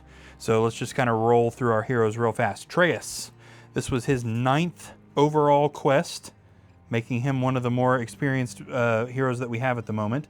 Didn't take much damage. He felt kind of chill to me in this quest. It just kind of felt like he was going along, just doing whatever. You know, he wasn't moving real fast at any point. He contributed for sure, but he just didn't really seem all that bothered by anything. His first skill set point tonight is going to go into combat level 5, which for a wizard is increasing his base attack to 2, which is kind of a big deal for him. This means that with his bare fists, he's doing the same amount of damage as he was doing with his staff. We can actually sell his staff and his close range attacks can just be him punching until he gets access to a better weapon later on. That's going to give us another 75 coins to sell that. Although he's the one that we forgot to buy a Western leather hood for. So instead of adding 75 coins, let's actually subtract. Would it just be 75? No, it's 130. Okay. Let me do some weird math in my head here real fast. Never mind, we're not going to do it in head. I've got a calculator. It's 2026, dang it. There's no reason to do math in your head. I could if I sat here long enough, but we're live on camera. My brain's not operating at math capacity. 505 coins plus 75 minus 130. Puts us at 450 coins.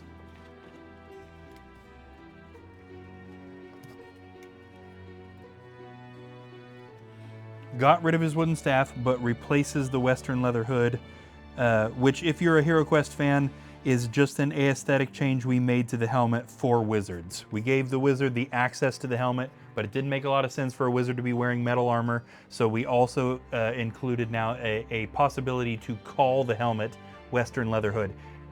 It's just an aesthetic name change. It functions exactly the same as a helmet, so this is going to bring his defense up to 3. He had one of those, but it got destroyed by a monster spell. Okay, his second skill set then is going to go... Oh, he drew combat again. Combat level 6. Traeus appears to be very interested in combat. Now, for a wizard, level 6 is nothing, but still, interesting. Okay, moving on to Sir Ragnar. Sir Ragnar. Now, he did kill the boss. He killed the boss, and this was not an easy boss. But man, did he have a lot of frustrating moments in this quest where he could have done stuff and just kind of didn't. This was his 8th total quest, and he did a whole bunch of rolling shields when he was supposed to attack and rolling skulls when he was supposed to defend. Very frustrating playing as him this quest, but when it really counted, he was throwing good rolls. He killed the boss, he got a whole bunch of crits right there at the end to get the quest done. I mean, you can't argue with those results. His first skill set point tonight is going to be Education level 4, which gives him an extra mind point. This boosts him up to 4 mind points total, which is handy for when he is trying to throw off spells like Sleep or Fear or Command. Very helpful for that. And his second point is going to be Combat level 5, which for a knight is increasing his base attack to 3. Now, that we're not going to be selling his battle axe. He's still attacking better with his battle axe, but if he were to lose that battle axe, if something were to take it from him or if a rust spell destroys it, he's still throwing 3 dice with just his bare fists, so still good. Go ahead and says, got to build that suspense. That's true. That's true. He is definitely giving us some cinematic moments that aren't just overkill. Mordecai also did pretty good this quest. Kind of picking up Ragnar's slack when Ragnar wasn't actually rolling skulls when he should have been. Mordecai killed several monsters that you would think a wizard would struggle to kill in this quest, but he did it. This was his 6th ever quest. Mordecai is our newest hero, technically, so he's getting up there in experience, but he's still got a little bit less than everybody else. His first point is going to be Combat level 5, which increases his base attack to 2. Now, he is currently carrying the artifact, the Wizard's Staff, so we're not going to sell that. That means he throws 3 attack dice if he's at full health. Unfortunately, he got hit this quest before he threw any attack dice, so he didn't benefit from that this time. His second point is going to be Constitution level 3, which is nothing, but Constitution level 4 is going to give him an extra body point, so he's setting himself up for that. Go ahead and says our heroes are anything but conventional. Very true, and I wouldn't have it any other way. Makes it more interesting to watch and more interesting to play, for that matter. All right, Tiaga the Warlock also did pretty good this quest. Dealt lots of damage, and also managed, as usual, to lose but then get back her demon form spell several times. This was also her 8th quest. She is the only hero on this quest that was part of the original 9 that answered Mentor's call to adventure. Everybody else was kind of an add-on a little bit later, but she was an original hero. Her first point is going to be Machinery level 3. Ah, that is handy. Machinery level 3, let me just make sure before I say it. Yes, this is going to give her Toolkit Disarm, which means she no longer needs a toolkit to disarm as if she had one. So she's just good enough at disarming traps now that she doesn't need the toolkit, which means we can pass off the one that she bought to a different hero. Let's see, who doesn't have one that could use one? Yeah, let's give it to Paya the Monk. So we're gonna go ahead and pencil in toolkit on Paya the Monk, and then we will erase it off of Tiaga's paper because she doesn't need it anymore. She could have sold it, but there are still other heroes that don't have that toolkit disarm yet. And then her second point is gonna be, oh, come on, give me a card we can actually use. Here we go, Magic Skill level 2, which for a Warlock isn't anything, but at level 4 she's gonna unlock more powerful spells.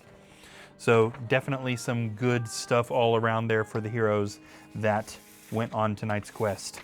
But that is going to do it for us tonight. So don't forget, you can catch all previous episodes of Midnight Quest on the Midnight Quest YouTube channel. That includes quests, painting streams, and daily shorts. Those are all over there. If you want to catch up on the story or what's going on, you can go over there and check that out.